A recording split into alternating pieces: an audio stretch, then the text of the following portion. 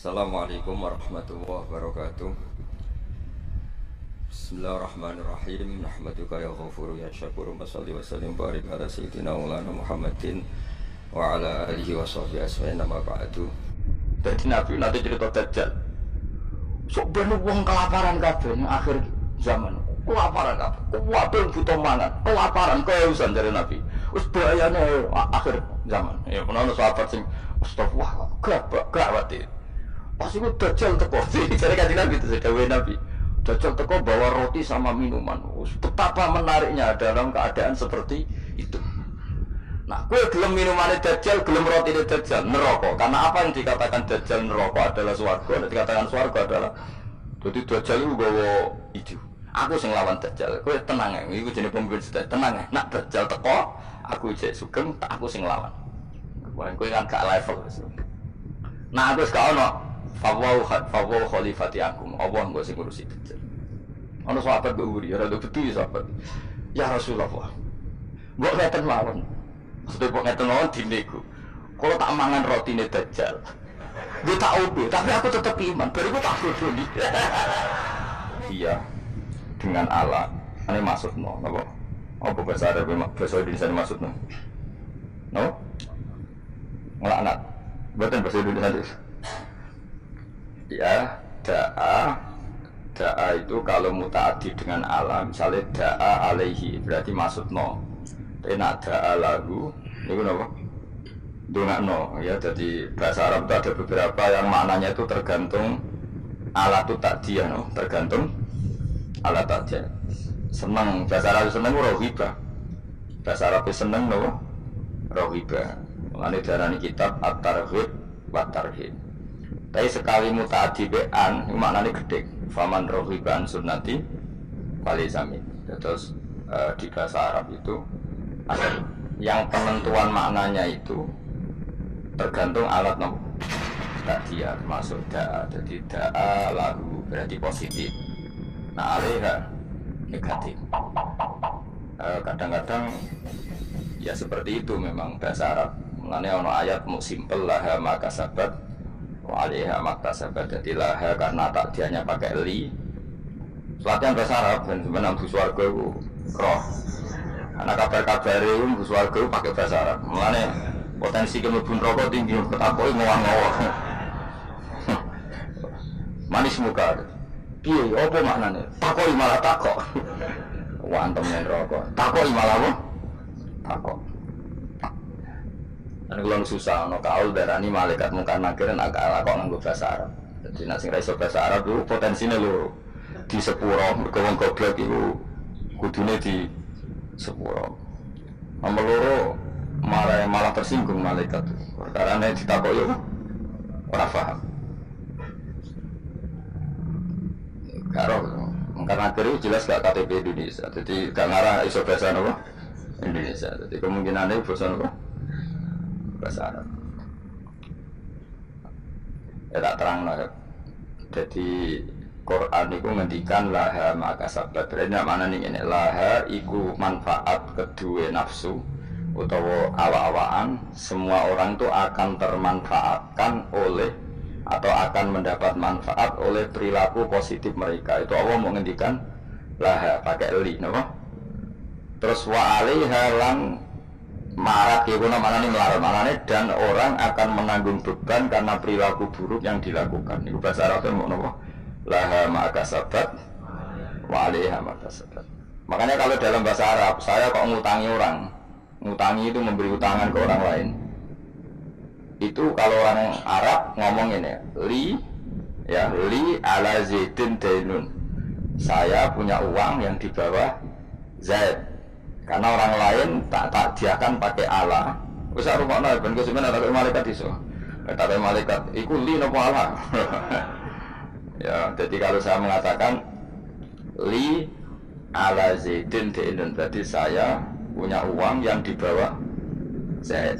Berarti ngutangi. Tapi kalau saya yang utang alayya li zaidin dainun, saya punya utang kepada Zaid. Makanya kalau dalam bahasa Arab itu misalnya al-malu li zaidin, harta ini milik Zaid. Enggak boleh dibahasa Arabkan al-malu ala zaidin. Ya, ya sudah gitu bahasa Arab. Jadi kalau da'a alaihi berarti negatif, no? Tapi kalau da'a lahu positif, yaitu pokoknya apa? Laha makasabat wa alaiha makasabat. Sehingga di bahasa Arab itu Allah selalu pakai li dalam menunjukkan otoritasnya. Misalnya lillahi mulkus samawati wal ardh. Allah punya otoritas mengendalikan langit dan bumi. Enggak boleh diredaksikan ala wahi mulkus samawati wal ardh. Tidak boleh seperti itu. Yaitu kaidah umum ya. Tapi kemudian ya tentu ada banyak pengecualian atau ada konteks lain yang itu tidak harus.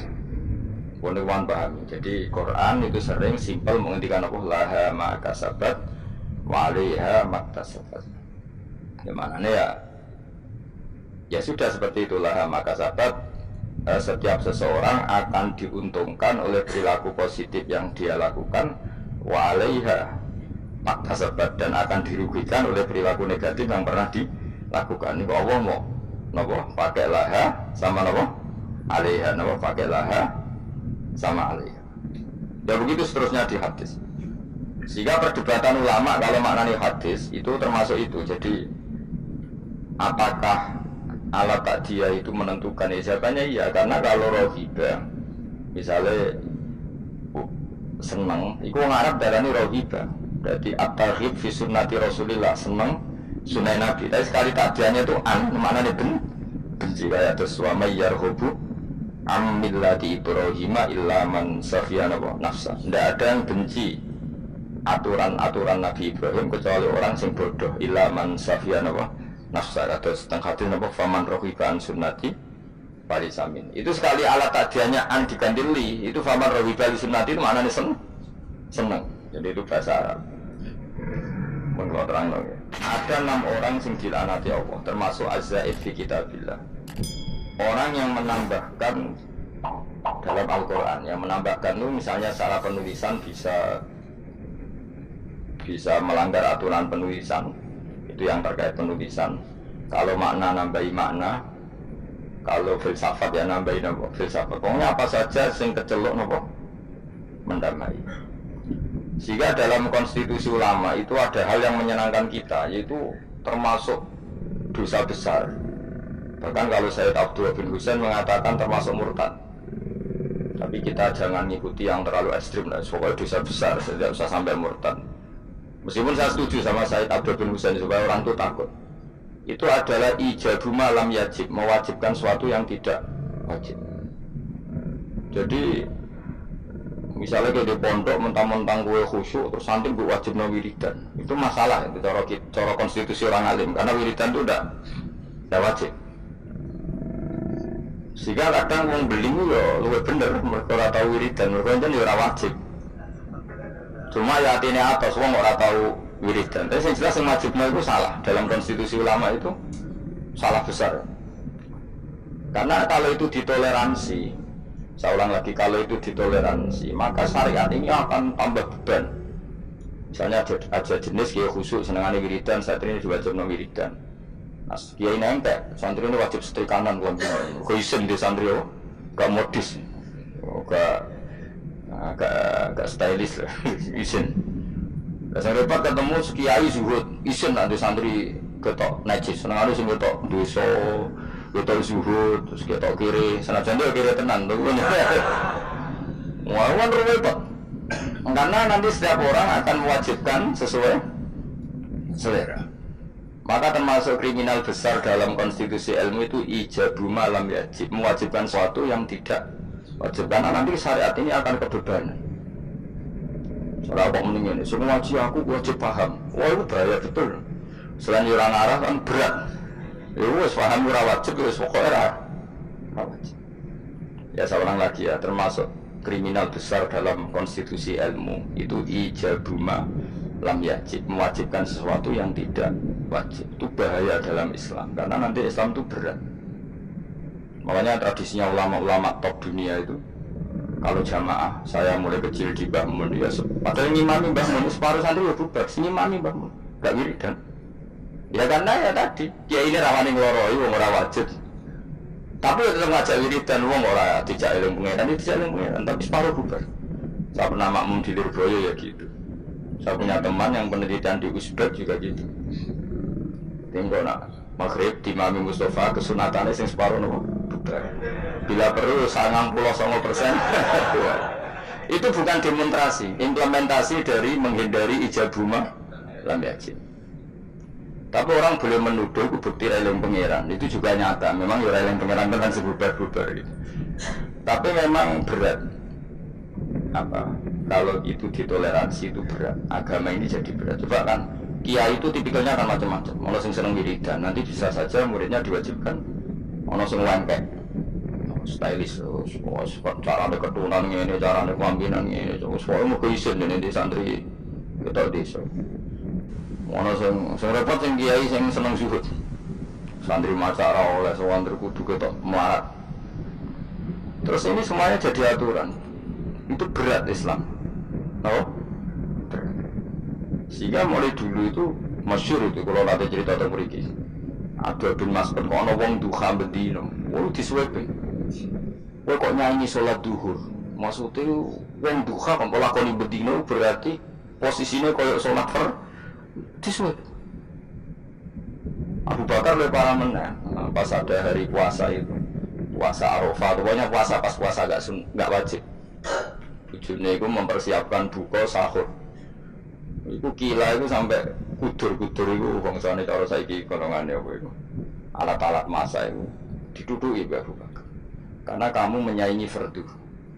Napa menyaingi fardu.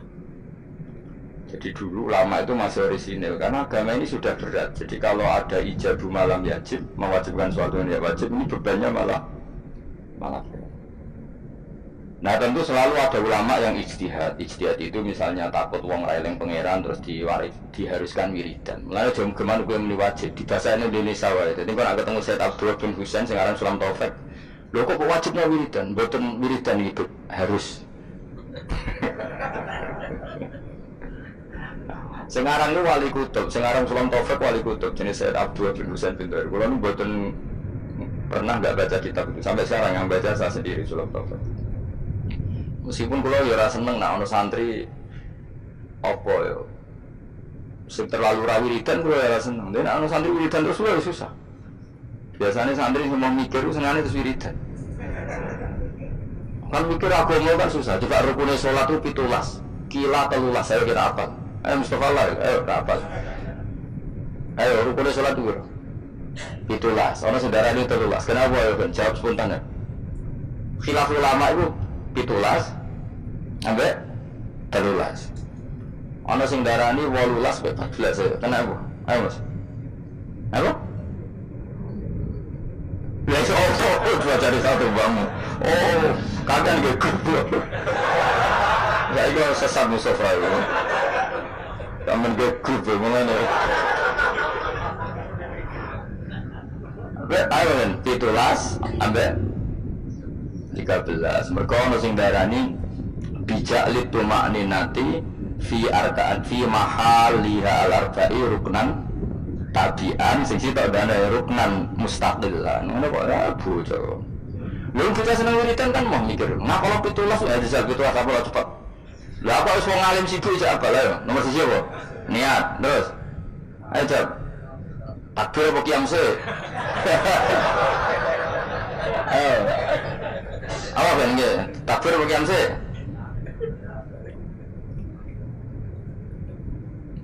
Guys hitung bareng qiyam takbir. Takbir qiyam. Lalu terus kemana? Ayo baca cepat. Fatihah terus. Ruku terus. Tumanina dan terus. Tidak tumanina terus. Sujud.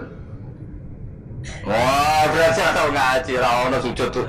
Sujud mesti dihitung tumanina. Iya, apa juluse sing dihitung. Sujud tumanina terus. Julus punya sajudatan bahasa Arab terus 10 terus gak terus itu langsung sujud saya itu langsung minus 10 terus lagi 10 loh. Julus tasahud akhir sholawat ning tasahud akhir Apa? Salam wis piro?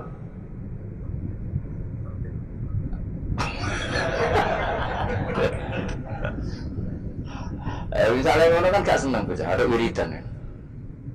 Jadi sing seneng wiridan itu perlu dicurigai, siji lan pangeran. Nang loro pancen moh, hukume pangeran sing mikir itu ora seneng. Terus kelamane wiridan ku wong dikei hak menghayal karepe. Kalau kepengen di bojo ayu ini solusine kan ya wiridan. Kepengen sugih itu ya solusine. Nah yang dia tidak tahu efek negatifnya adalah dekne ra tau eling Allah dengan makna yang digodaki Allah. Coba santri iku kon ngaji kon ben roh hukume Allah halal haram. Tapi main wiridan. Iso gak eling roh halal haram nah dekne main wiridan. Gak iso. Aku serah kelakuane wong ora urusan suudzon. Kelakuane wis mesti ngono. Ayo jajal lagu misalnya suatu saat aku gak laris. Wong jak wiridan tak mikir suwen wis. Terus wong ngayal dhewe-dhewe ya. Wong sing ngayal bus warga, nang utang lunas, macam-macam. Ya bisa kita warai hukumnya pengiran mau ngapa lo rukunnya sholat 17 itu nomor pertama 3 itu urutan dia kira roh itu niat kiam takbir apa gak niat seduri ngadek sah terakhir orang sah karena singgaran niat itu harus bareng lu gosek lagi ngadek apa ngadek sih lagi ngadek sih nah berarti niat gak ngadek udah sih ora tau mikir nek yo ngono kok dadi ahli swarga piye.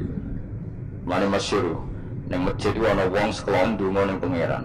Sing sekelompok diskusi halal Nabi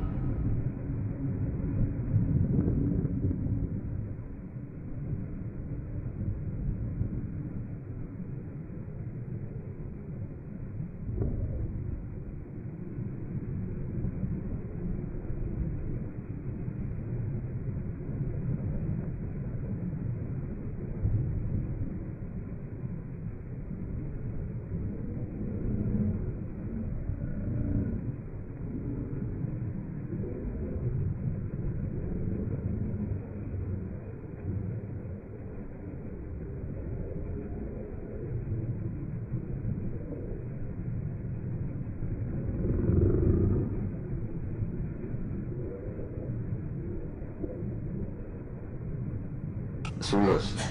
Nak zaut antarane rubu ambek nisfun.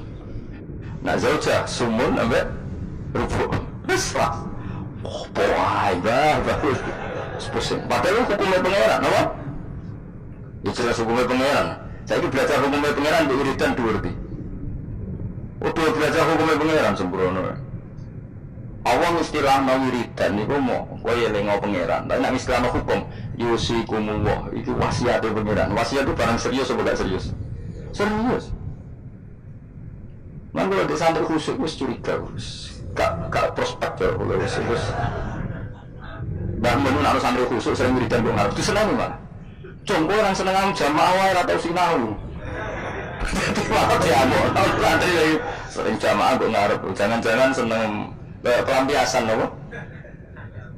Tapi masalah itu ya wis ra kadung ra seneng sinau, terus ra seneng wiridan. Ora boleh meneh, ra boleh. Kan ya salah meneh yo ra seneng ilmu. Wis lawala wis lawala iku akhirat yo rantuk, ilmu yo rantuk. Tapi bahayanya seneng wiridan di situ. Kadang-kadang menghindari hukumnya Allah. Gak siap deh nih, diterang hukumnya Allah. Ya memang. Jadi santri bareng ini, cuma nak bersolat mau coba iki luwes siap. Jadi ngomong ini, cuma nak bersolat apa lo? Sing rukun kundi, sing sunat di. Apa benar nanti ini, sing sunat ayat itu biro, sing at biro, apa bararo? Ayo sunat apa biro? Ayo mus, nak iso, tak ada duit saya.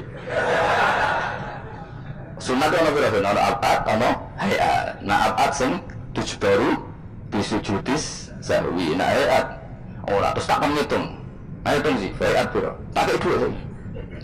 Nggak orang terima 100-200 euro. Oh serang aja, saya ngaji biasa lo jalan ngalor itu, gak siap. Masa? Gak siap. Karena apa ya? Ilmu itu seruat. Mulan kalau yakin ilmu itu seruat. Mulan kalau yakin para kanjeng Nabi Muhammad SAW. Umpama kanjeng Nabi itu isek sugeng, itu ambek wong wiridan, ambek wong ngaji itu Nabi gak pusing. Ngaji. Kau ngaji itu mesti bener ya, mergo nerangno hukumnya Allah. Nak donga. Sekarang motivasi Anda doa itu keinginan kamu apa keinginan agama ini? Kowe kepengen bojo ayu, keinginan Islam atau keinginan kamu? Jak jawab gak usah munafik.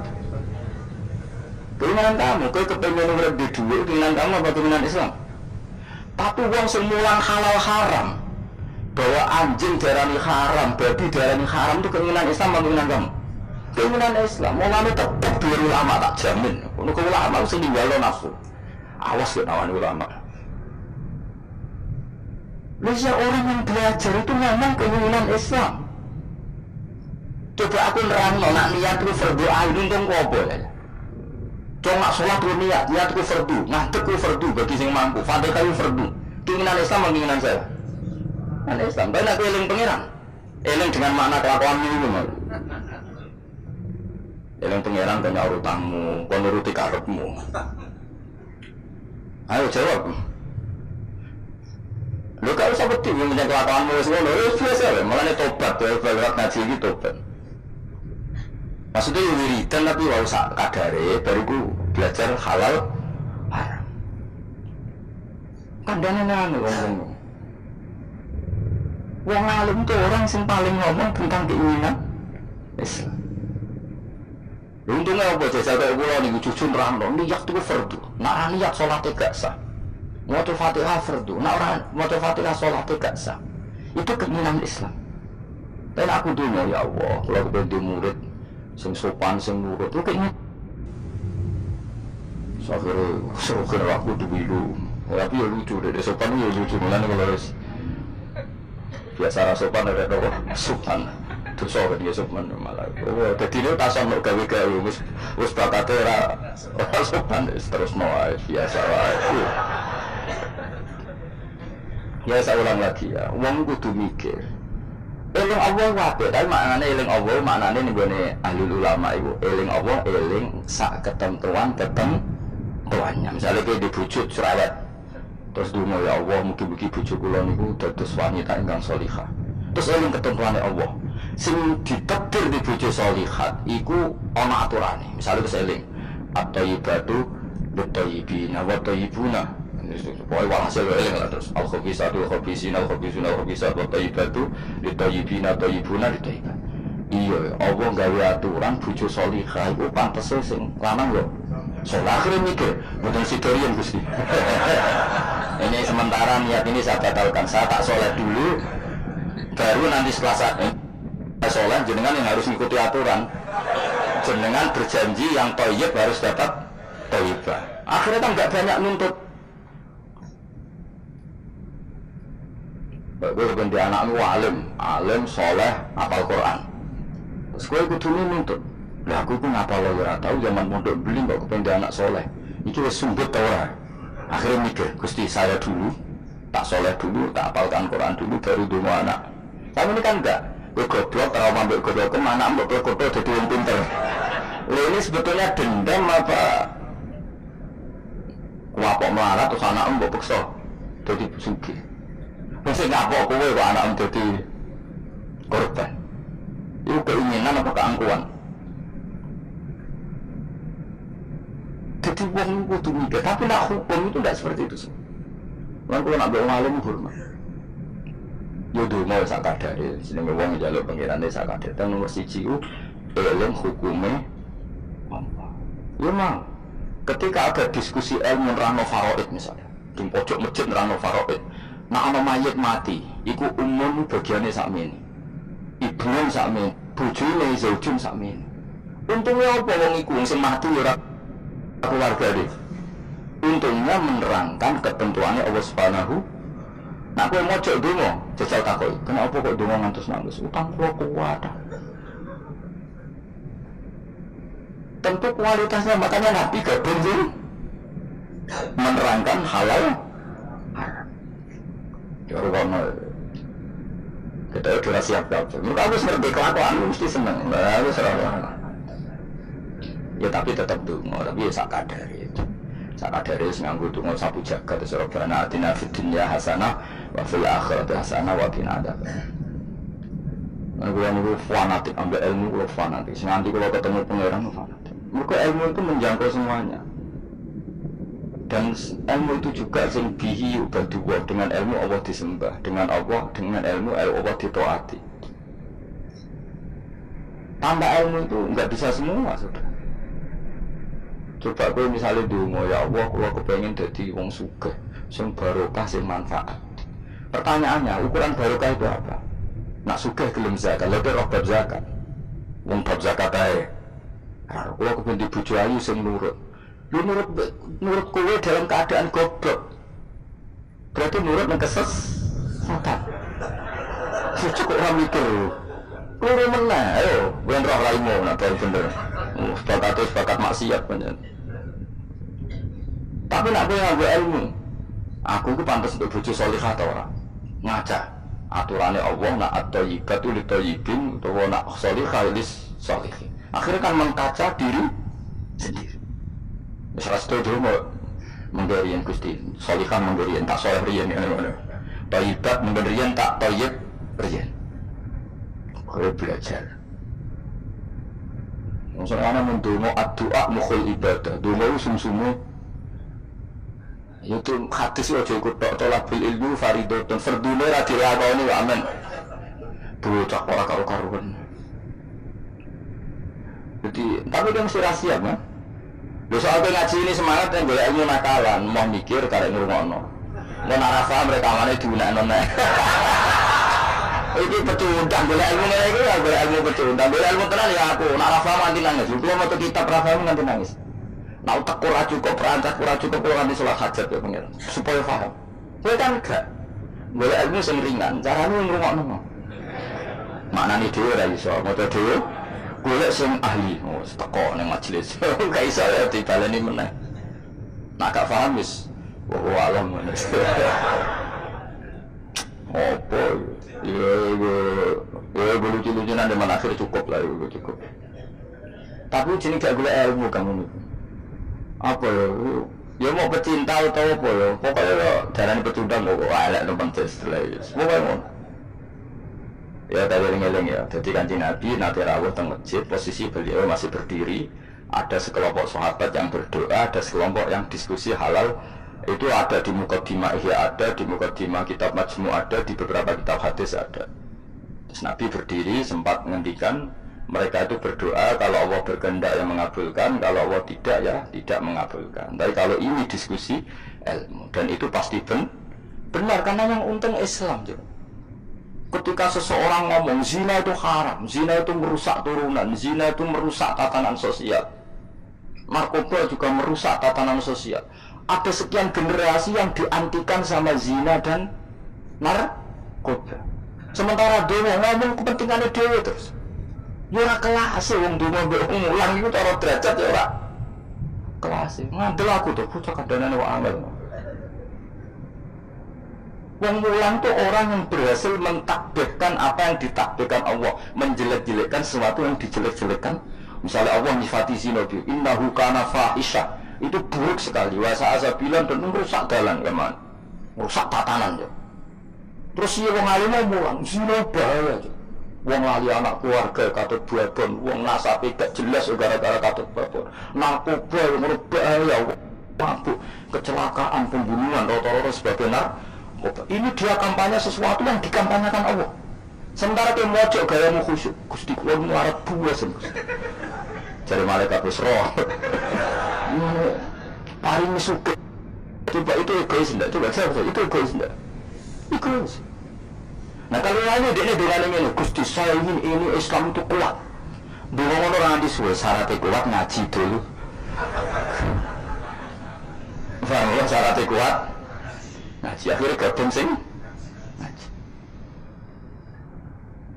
Paham ya melani kalau suku ndonga itu ya sakadari itu maknanya porsinya di bawah tolabul ilmu. Ojo kotor serandungu ke sombong. Sekere ramalem rata wiridan tambah sombong meneh. Pemenang tambah wis rata wiridan ngaramno wiridan malah lucu meneh. Wis rata wiridan ngaramno. Cuma ana untungnya. Kenapa tidak wiridan? Kan menurut saya haram. Jadi orang berenteng terus tapi ya lucu aja. Mengeling pengeran orang oleh mata popo, mengeling pengeran kok kawan. Nah menah malah. Mazhab ora sekedar salah tapi aneh wong eling pengiran kok gak. Nah aku kan gak nertibno wong eling pengiran. Carane eling kudu di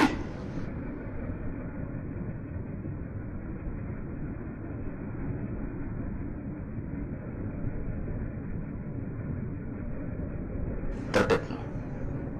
Kata gampang ngene, kowe eling Pak Jokowi, ta eling Pak SBY, ta eling Pak Harto. Terus mau eling kan ngene tok lucu gak misale. Aku eling Pak Jokowi. Wong Solo. Iku Pak Jokowi ora bangga. Tapi nak mbok eling karena gawe tol, karena gawe bendungan sing dilingilah kan bangga. Mergo sing dilingi prestasi. Misalnya Mustafa tak ilingi, kowe eling Mustafa eling. Wong e wong ngaji mbok ngarep wis tuwa anak ngaji turunan, mandel gak? Mandel. Kowe eling rogone eling wong e gedut nak ngaji mbok pamurah kok ibu banter. Kan mandel. Tapi nak dieling-eling dari sing apik, kowe eling rogon. Wah iku munasabiqinal awwalin. Kan keren apa? Mustafa munasabiqinal awwalin.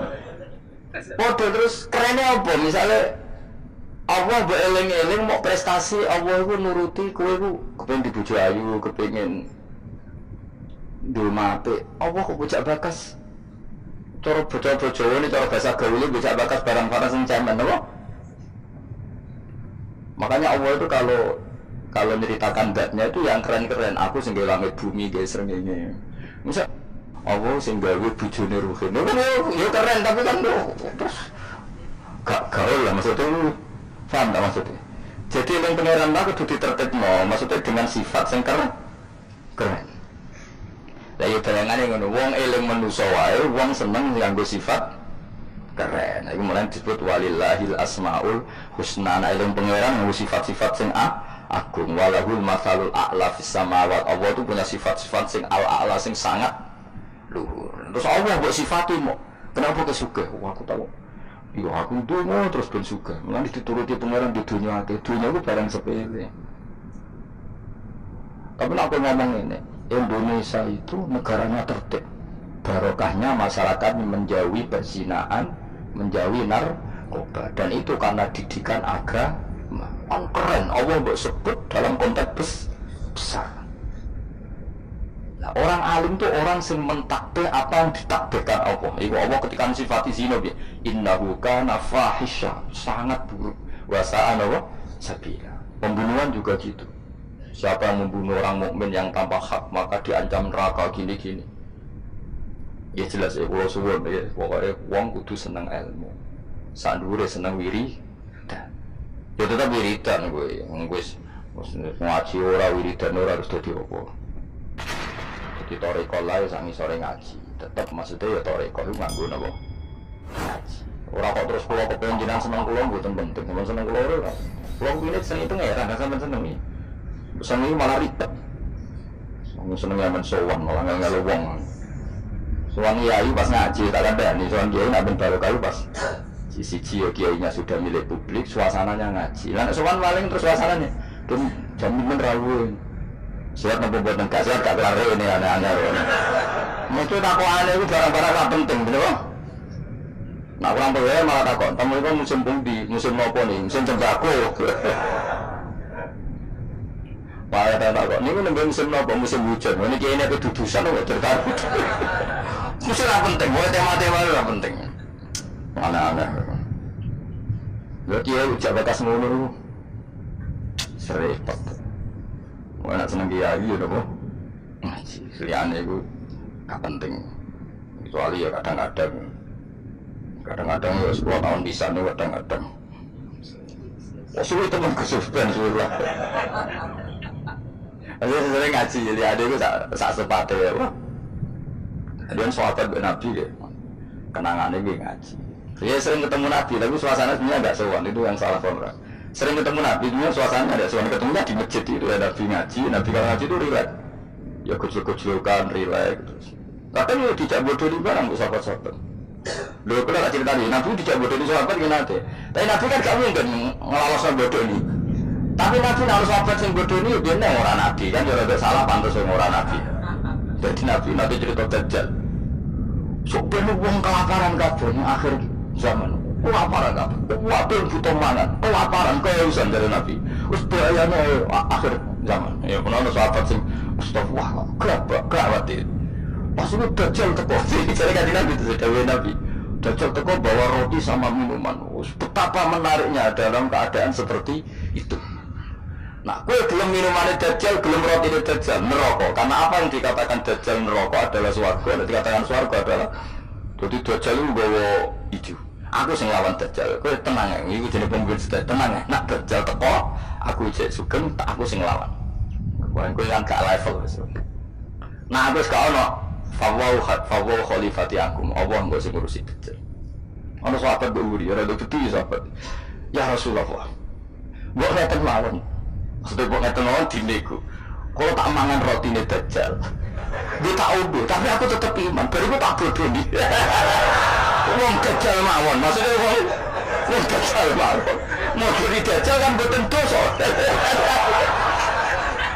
Tapi akhirnya guyu. Nabi udah dicerita kiamat terus dasar loh. Gara-gara selingan mau. Itu sudi Nabi.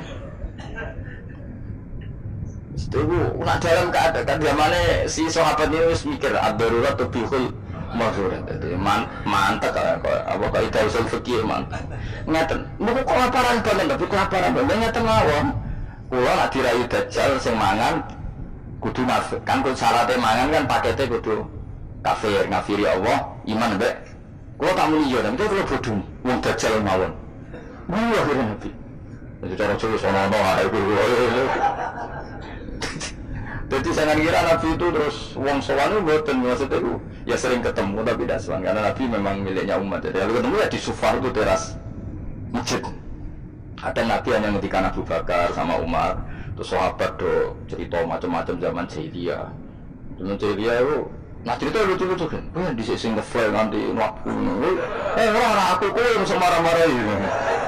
Wah terus fayak khuduna fi amril jahiliyah fayat hakun. Mereka cerita zaman jahiliyah kemudian mereka tertawa.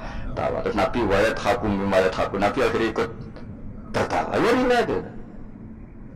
Jadi kok terus soal yang dalamnya Nabi ganggu suasana keluarga istri anak itu enggak, ketemunya di sofa itu di teras. Jadi akhirnya Nabi ketika di dalam benar-benar terjaga privat di dalam, makanya la tadkhulu buyutan Nabi illa ayu dan lagu. Jangan soal Nabi kecuali dapat izin, karena kalau sudah di dalam itu milik keluarga. Tapi kalau keluar beliau milik publik. Mungkin disebut walau annahum sabaru hatta takhruja ilaihim lakana khairal lahum. Mereka sabar menunggu Nabi keluar, terus Nabi keluar di teras masjid. Ya sudah, kalau sudah di teras masjid berarti milik publik. Terus mereka tanya-tanya, diskusi. Terus Nabi ya guyon, santai. Termasuk ketika cerita Dajjal mau dinyang. Kalau keadaannya seperti itu ya Rasulullah, kenapa kita tidak makan saja dulu? Baru itu Dajjal tak bodoh ngapusi. Kan ngapusi Dajjal Nabi. Nah, kalau difikirkan, dia hukum ngapusi Dajjal. Jadi riang, jadi di sini riang, ya relax. Ya karena tadi ya Pak. Ya karena tadi memang kesalahan sahabat itu, ya relax. Tapi saya ulang lagi itu di Sufah, bukan di dalam. Di mana? Di Sufah. Sufah itu teras masjid. Itu Nabi kalau sudah di situ relax sekali karena ya sampai macam-macam sampai pertama di syariat oleh celono, ngerti ke celono, sarawil itu celono, ya gara-gara itu Nabi punya masjid itu kadang sahabat keturun terus yufdi farjahu ila sama. Senabi itu kocok kata Nabi Ibrahim. Nah posisi turu jeng ini yufdi farjahu ila sama. Ya tentu kowe rasa bayangno Nabi roh ya ora. Nabi itu ya ora bisa detail tapi ngerti arahe kata-kata. Tentu Nabi tidak berso itu, maksudnya tidak berso auratul rojul tidak berso, tapi tahu kelakuan ngoneku akan menjadikan yufdi farjahu ya sama. Terus Nabi ngetikan misalnya layat bagi wahadum gak ada, layanum wahadum gak ada. Akhirnya semenjak itu disyariatkan celana besar-besaran sampai Nabi ngetikan sarawil itu libasu abikum Ibrahim, karena pertama penemu celana itu Nabi siapa? Ibrahim kalau dalam khazanah Islam. Terus ada wong Arab itu ya jubahan, ya sarungan, bariku ijek celana. Terus adanya kiai-kiai kuno juga pakai apa? Celana. Maksudnya sempat ya memang celana. Jadi lebih apa ya, lebih astar ya, lebih yang ditutupi lebih banyak. Jadi Nabi itu rileks. Lagi-lagi itu kan Islam. Bakas aurat menguntungkan Islam, bakas halalnya nikah menguntungkan Islam, bakas meritik zina menguntungkan Islam. Sementara orang berdoa orientasinya dirinya tentu baik ya, tentu baik. Kalau baiknya sih baik, tapi enggak kelasnya dibanding yang mengajarkan halal haram ya, tentu barat tidak kelasnya, seorang tidak kelasnya dibanding yang menghentikan apa halal haram. Wonder kok simbolo dhewe. Wong ora penting cangkemmu sing ngomong ngono sapa kowe to. Oh, cakok angel temen bener kok kowe. Angel ndang wong bidol kok angel. Senane ngumpul ngaji ra paham kok. Ah, amit-amit tenan saiki. Wis tapi resiko dadi tokoh wong do nyimpal ae kadang aku sing duwe narasumber ra paham ngono kok terus ngumpul paham dhewe bingung. Tapi suaka amruhe kok terong metu pengiran kersane ngono wis. Serepot. Terus ben iku segera rame-rame dunya. Lu ngaji ora paham wis senengane apa? Misalnya terus jadi doa itu gak penting, cuma penting ngaji. Lu ngaji ora paham. Wis ora usah simpul, wis pokoke mau ngaji mau rungokno. Ayo ora paham style meneh. Wis ngono ae wis ora usah nyimpul wis baru. Ribet kemarin. Ya aku bilang ya udah eleng-eleng ya, karena kelebihannya orang menerangkan halal haram tadi, dia ngomong atau mengkampanyakan apa yang menjadi keinginan Islam. Keinginan Islam tentu apa? Ingkarul mungkar, mengingkari barang yang seharusnya diingkari dan melakukan satu kebaikan, dan itu hanya bisa dijelaskan dengan ilmu. Misalnya barokahnya nikah, orang jelas anaknya siapa, sehingga yang berkewajiban nafkahi siapa. Barokahnya nikah, ini istrinya siapa, yang wajib menafkahi siapa jelas. Tapi kalau zina, ini anaknya siapa gak jelas, istrinya siapa, maka terjadi kekacauan sosial. Akhirnya Islam itu bangga be wong alim perkara nih. Dia yang bisa menjelaskan hikmahnya Islam mengharamkan zina, mensyariatkan nikah. Nah untungnya kan gak terus mojo Gusti kowe nyuwun bojo ae. Terus kan bojo malu kowe piye? Kan semuntung kowe tok umpama disebadani pengenan semuntung kan. Untungnya Islam apa? Beda dengan penjelasan pentingnya nikah, haramnya sifat atau haramnya zina. Terus kowe ngono, barokahnya nikah. Zainab milik siapa jelas, Sri milik siapa jelas, anaknya anak siapa jelas, kewajiban nafkahnya kepada siapa. Coba kalau berzinaan, anaknya siapa tidak jelas, mesti ngurun akeh. Itu anak sobol. Nanti dia keriting anak itu tapi dijelek. Kan jadi bingung. Kok keriting tapi meripati kok mirip iki, tapi nak irune kok mirip iki. Apa hasil kombinasi? Wah, gitu. Itu ahli DNA bingung kan terus pusing.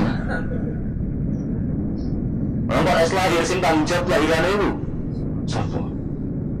Jadi zina itu ruwet. Dia itu sing rangno ya sing ngaji, sing sitok men egois batas dirinya. Ya ora kelas e. Sama mawas kan aku simpul itu. Cara Gus Pak donga ora penting dibuahmu sing ngomong ngono wis apa. Coba tenangane kok.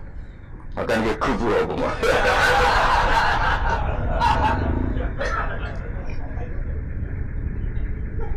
Repot-repot. Nah, nggak gue pak. Sungguh sepura pengiran. Gak di sepura apa kelakuan ngono rasanya. Mau terus naya. Pokoknya ngaji guys. Pokoknya nomor siji nopo ngaji. Dia ngaji gue dadekno ilmu. Ilmu itu pertama sing disebut Allah ketika nurono surat Iqra. Allah nu pas nurono surat Iqra mboten bakas donga, mboten akan ngomong dibakas ilmu. Iqra bismi rabbikal ladzi khalaq khalaqal insana min 'alaq. Baca itu menjadikan ta. Dan ketika Allah mengenalkan sifatnya, sifat yang pertama dikenalkan diantaranya apa? Allamal insana ma lam ya'lam. Jadi Allah itu mensifati dirinya apa? Mengertikan manusia sesuatu yang manusia tidak ngerti. Jadi hubungan Allah dengan manusia pertama apa? Hubungan ilmu, dari tidak tahu ditahu. Di Rano nih surat Iqra pertama aja bahwa doa ibadi Rano itu nomor sekian. Yang pertama dikenal apa? Allamal insana malam ya Allah. Allah adalah zat yang mengertikan manusia apa yang manusia tidak ngerti. Jadi kemana hubungannya Allah dan hambanya? Pertama juga urusan ilmu. Ya pertama juga urusan apa? Mana ngaji, gua ya ngaji, gua kitab, gua pulpen, gua rekaman. Gua itu sudah sesuai perangkat ilmu dulu, gua itu ngalim. Kurang apa nih? Kitab gua pulpen, gua rekaman, ngaji gua ngalim. Kurang apa nih? Nggak ada masalah dalam syekhnya. Berarti masalah ada pada siapa dulu? Umumnya kiai itu kan kadang masalah dengan gurunya, ini kan tidak ada masalah. Sopo sing ora Mbah Mun aku murid Mbah Mun. Sopo sing ora kene saleh roh kabeh. Kan tidak ada masalah dengan syekhnya, ini masalahnya dengan siapa? Nah aku ini masalahnya pada saya Gus, berarti kecata waduk tenan sampe. Soalnya sing salah aku. Agak ketok ora ketok. Wis perangkat golek ilmu kowe wis cukup, wis go kitab, go pulpen, go rekam. Kurang apa nih? Kok nganti ra paham kurang apa nih? Kitab itu karangannya wong top tenan. Saya tidak pernah ngajar kitab yang abal-abal. Kitab sapa sing ora Ibnu Hajar al-Asqalani iku gurune Syekh Zakaria Al-Ansori. Jadi muridé dekne dadi Syekhul Islam. Dadi Syekhul Islam ning dunia fikih jenenge Syekh Zakaria iku gurune jenenge Ibnu Hajar al-Asqalani sing nyarai Bukhari. Sing ngarang kitab sing waca iki kurang keren ya. Ngaji kitab sapa? Ibnu Hajar al-Asqalani. Wong di wong pleret wong diraro. Pleret berdua nih orang-orang. Al-Asqalani ngono, Asqalani daerah Al-Ardhil Muqaddasah daerah Palestina. Tapi uripe teng Mesir. Nek nate teng Mekah teng Madinah. Wis kurang apa nih sih? Jalalain di karang Imam Suyuti, masuk Mujaddid di akhir abad 9 Imam Jalaluddin. Kitab Jalalain itu digo disertasi doktor nang endi? Di sing iso Jalalain itu mesti gelar doktor tafsir. Kuwi bedino go ngalor ngidul. Golek gon kok ngarep bulan apa di jujur. Ini harus go Jalalain, go pulpen. Rekaman. Mestinya pinter pilih do lama dhisik kan gak go rekaman. Berarti kalah sak kelas apa? Lama dhisik kan aja gak go apa? Kudune pinter kowe. Kok iso pinter lama dhisik sebab maka orang dhisik gak tau gawe grup.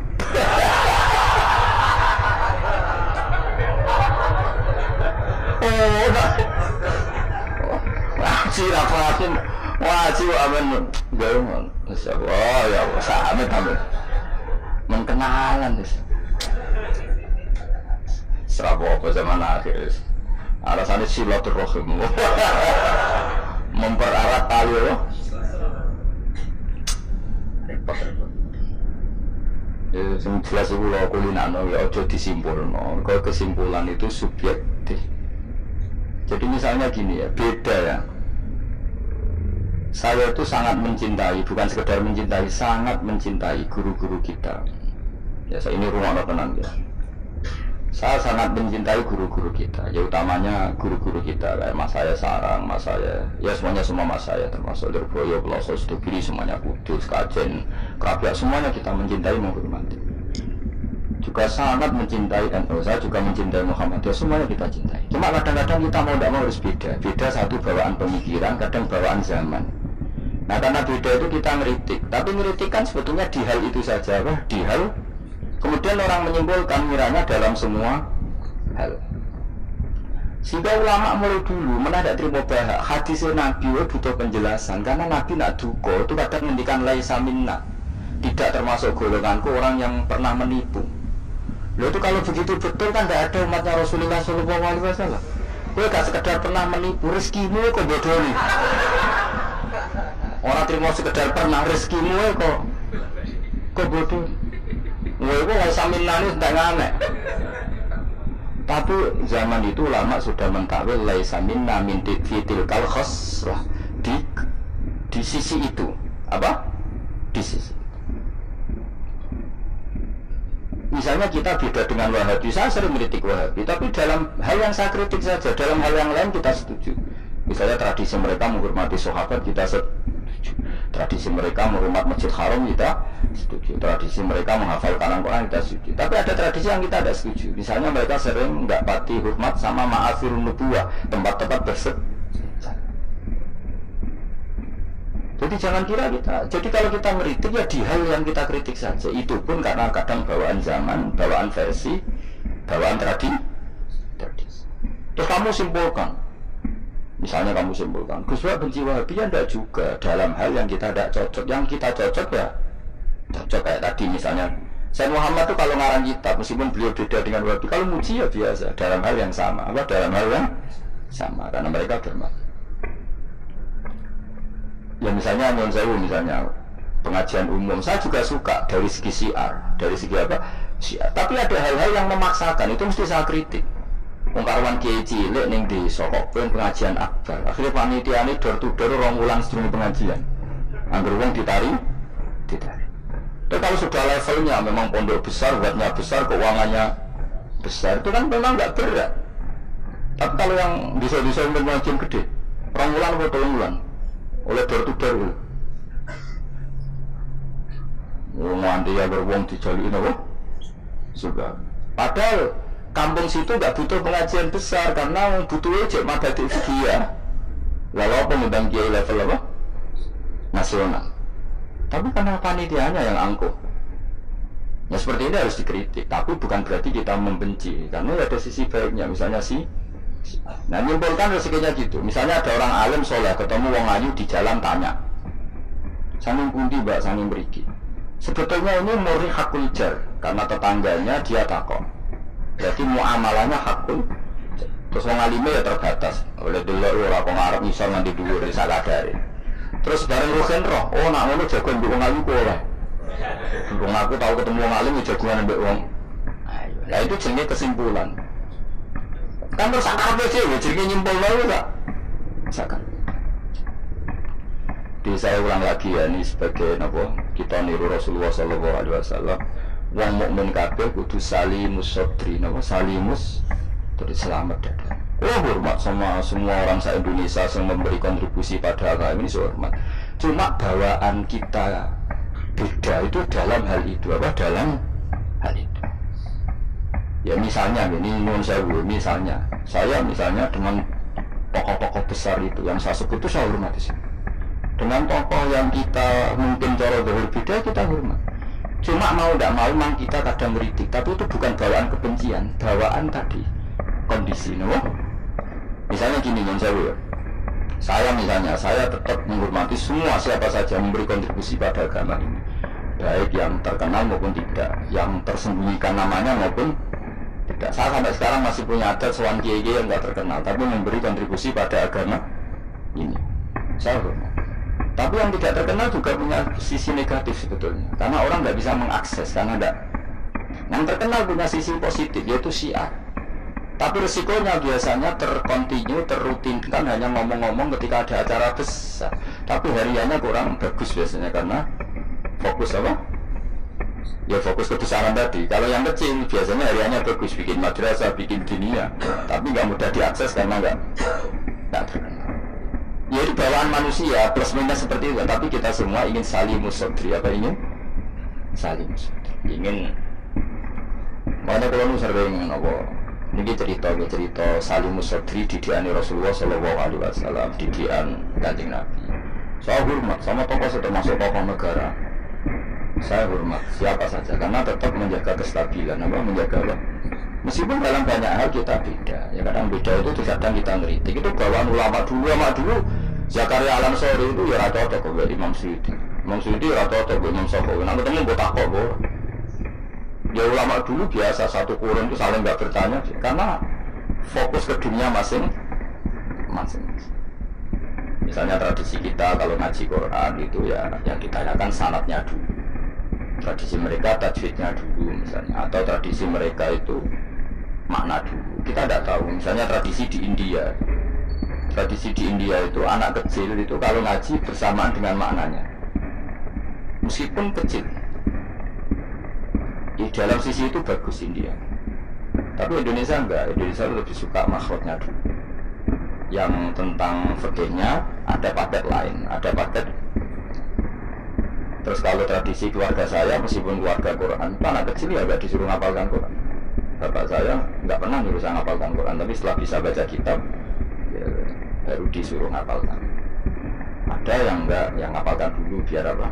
Otaknya masih jernih katanya. Ya macam-macam, semuanya baik. Dan kita saling ngeritik karena tadi, nak cilik langsung ngapal, lo kadang najis kan. gak roh. Sopan santun yang fatalnya lagi kadang akidah ahli sunnah wal jamaah gak ngerti. Jadi ahli ini kan akhirnya hafal Quran tapi akidahnya tidak ahli sunnah karena gak pernah dikenalkan ahli sunnah. Tapi sisi baiknya karena masih kecil gampang apa hafal, kemudian orang tuanya niat benahin akidah ahli sunnah.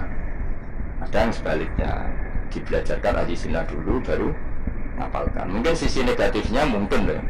Nak sutek tua-tua ngene iki kan. Kowe gelem mesti ngapal Quran store wae. Nak lewat ini diakhiri wal asri. Amma yatasaalun anin nahfil azim wa apana. Innalil muttaqin. Lalu sering nampak setoran orang tua-tua lucu-lucu. Orang tua itu sampai mati husnul khotimah, dan Gus Lo tua, tapi sampai setor Quran jenengan. Tahu tak turuti? Rata-rata orang jus nyerah. Kadang kan sing lantai 2 jus, kadang nyerah setruk, kadang mati, macam-macam lah. Apa ya? Tapi orang tua itu beda. Padahal moco. Tapi sampai bulan jari lebih. Jadi ini lafaz itu aneh. Mau mana moco fam pecah fam cus. Oh, bulan. Bersama ibadah khubuk tu atau khibuk mpah. Sebab lara ni bah mampu sembuh mampus.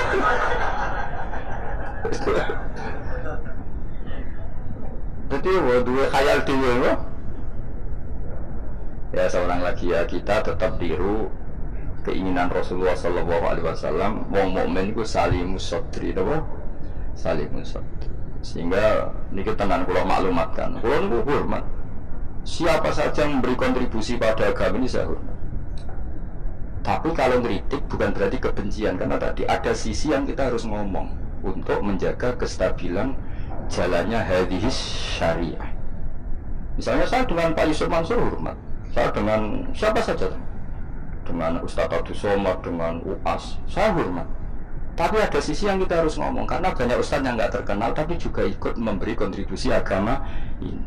Makanya saya mengikuti yang tidak terkenal ini tak hormati. Tapi semuanya kita hormati dari segi syiar memberi kontribusi. Kalau yang sedang tidak cocok ya dalam hal itu saja. Fitilkal khoslah. Ingat-ingat apa? Fitilkal khoslah. Tapi jangan semuanya enggak. Kita semua dididik Rasulullah salimus sadri, apa? Salimus sadri. Begitu juga saya dulu dengan siapa saja. Asal tadi semuanya itu demi niru Rasulullah Sallallahu Alaihi Wasallam salimus sadri. Napa? Salimus sadri. Fal mu'min salimus sadri. Kita dalam hal misalnya masyarakat senang saya berlebihan, misalnya orang Jawa Timur, saya suka dari segi senangnya Kiai. Tapi saya juga sering kritik orang Jawa Timur. Meskipun yang senang saya lah. Ojo berlebihan. Karena kalau berlebihan senang Kiai terus sering sowan. Kadang anggaran gue belanja digo sowan. Sebenarnya saya bukan ngeritik sowannya, sehingga anggaran belanja salam ke template itu terus aku pikir mau itu piye.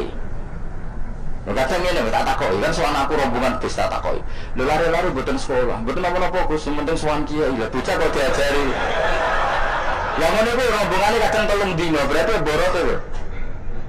3 dino. Jadi saya ngritiknya itu dalam hal itu saja, tapi mahabbahnya kita seneng, tapi kaifiahnya kadang tidak cocok. Ini perlu dicatat, jadi hanya seperti itu. Kalau jenengan ini seneng ngaji ya seneng, tapi tetap sama tak kritik. Karena tadi us gawe 3 perangkat kok gak paham. Wah, ini us gawe kitab, gawe pulpen, gawe rekaman. Ini kan sudah mengalahkan ulama dulu. Karena ulama dulu tidak bawa. Tapi kok ilmunya jauh, ada apa ya? Ya jadi kalau suwon kita benana wa binal mukminin kudu aja ana khil wala taj'al fi qulubina ghillal lil ladzina. Kalau hormat sama semua tokoh-tokoh. Kalau sama acara-acara besar kita hormat. Cuma tetap kita sebagai ahlul ilm mengingatkan ada orang yang berjuang tuh nggak terkenal, ada orang yang berjuang nggak dapat apa-apa. Kita harus ngomong supaya orang ini juga diapresiasi. Tapi yang syiarnya kita hormati karena agama ini butuh syiar. Usaha sama tokoh-tokoh DPR itu ya akrab. Ya banyak yang saya sering bertemu sama.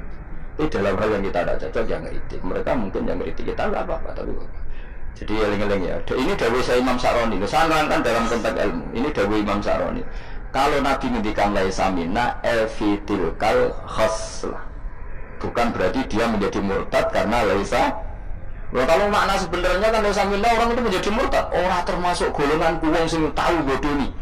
Mau sekedar pernah itu tidak termasuk golonganku. Lah itu tenan maknane hakikat, sing mati Nabi sapa? Semuanya pernah bodoni apa sering?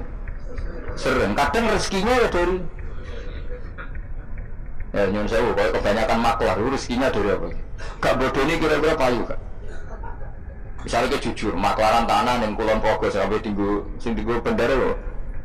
Apa malah apa? Aku badan Kulon Progo. Pak tanahnya tak tuku, lah didamel nopon. Weh, kalau damel pertanian untuk pergi prospek. Padahal niatnya itu, ini apa tadi apa? Bendera. Itu kurang murah. Misalnya tertinggi, mungkin jumlah dari bandara pak, mungkin jumlah negara larang, mungkin dari larang kalau tak tugas pak, keren kau orang minggu. Misalnya jujur mana?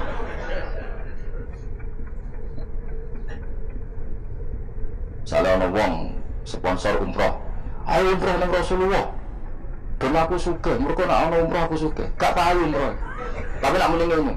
Wong butuh kangen Nabi, kangen Ka'bah, wong orang kangen Nabi Ka'bah, caranya kangen dia umroh. Mandidi, sing jujur sing rapati jujur. Ya jawab bagi kira-kira. Mandidi.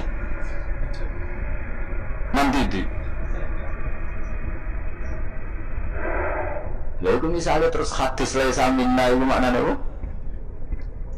Hakikat. Jadi saya ulang lagi aja. Jadi Jokulino nyimpulkan karena nyimpulkan itu resiko. Karena tadi konteks fikih itu jelimet apa? Konteks fikih itu jadi misalnya ada orang alim soleh ketemu perempuan cantik, bawaan tonggo takok. Ini kan sebetulnya memang termasuk istisna dimaklumi. Nak ketemu faktor tonggo, faktor belajar, faktor berobat kan nazarul ajnabi dan ajnabiyah pengecualiannya kan apa? Muamalat, berobat, syahadah, ya ada beberapa lah. Tapi terus nyimpul oh ternyata juga untuk orang ayu itu oleh. Dan justru orang alim nyaman. Nak jagungan mbek wong ayu di depan umum. Nak wong ra alim ta malah seneng nak dhewean malah keliru dul. Kuwi nak duwe tangga ayu ajene malah lumayan jagungan di depan umum dul. Mergo Nabi malah pantangane layak luwan narojulun tunggu aten orang ojo nang dalan mbak pemangan wong iki malah sing ngatur sing di depan umum. Mergo ora macam ayo ke jagungan mbek wong ayu ning perapatan di depan umum ambek dhewean berduaan apa iki? Kalau sudah pabrik elek di, salah paham gitu pak. Elek sing dewean malah apik sing umum. Mereka lagi pantangan layak keluar narojulun bimroate. Dong ya, apa di? Elek di. Ya kan ya soalnya ketemu dajjal bodoh dia, kan? Biar rotinya wah. Roti entekno terus ombone entekno terus nakon kafir. Kafir ya. Tengah muni. Lha iki roti ku kadung kok pangan, rotine pangeran. Bocah ora tau ngaji tauhid.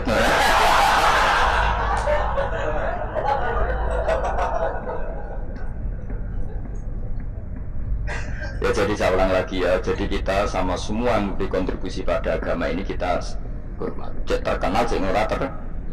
Tapi dalam hal yang kita tidak cocok kita harus ngeritik, tapi jangan kebencian. Seolah lagi jangan. Karena kalau tidak ada ngeritik repot kayak tadi. Saya yang termaksa ngeritik wiridan. Mana ada orang soleh ngeritik wiridan? Tapi harus saya ingatkan sebagian yang eling pengiran itu sebenarnya eling nafsunya sendiri. Dia ngajukan proposal kepada Allah. Gayanya wiridan tapi sebenarnya ya itu tuh. Dan nanti ini senang Allah tenang dijaga kesalahan haram kan suka. Mereka itu ketentuannya Allah Subhanahu. Malah kadang mendingin ngaji halal haram ra penting, sementing ndonga. Mergo ndonga mukhul ibadah. Mendarani ngaji ra penting kok syarat, ngaji kok ra penting. Jadi karena sama-sama berlebihan ini kita sebagai orang alim harus ngomong. Akhirnya kita proporsional. Yo ndonga ku sak kadare tetap di bawah ilmu. Saya ulang lagi di bawah ilmu. Jadi ngamane ndonga bar salat wapalane akeh. Bareng takoki rukune salat sak kiai takoki. Kowe bar salat wiridamu agak ban takoki rukune salat piro?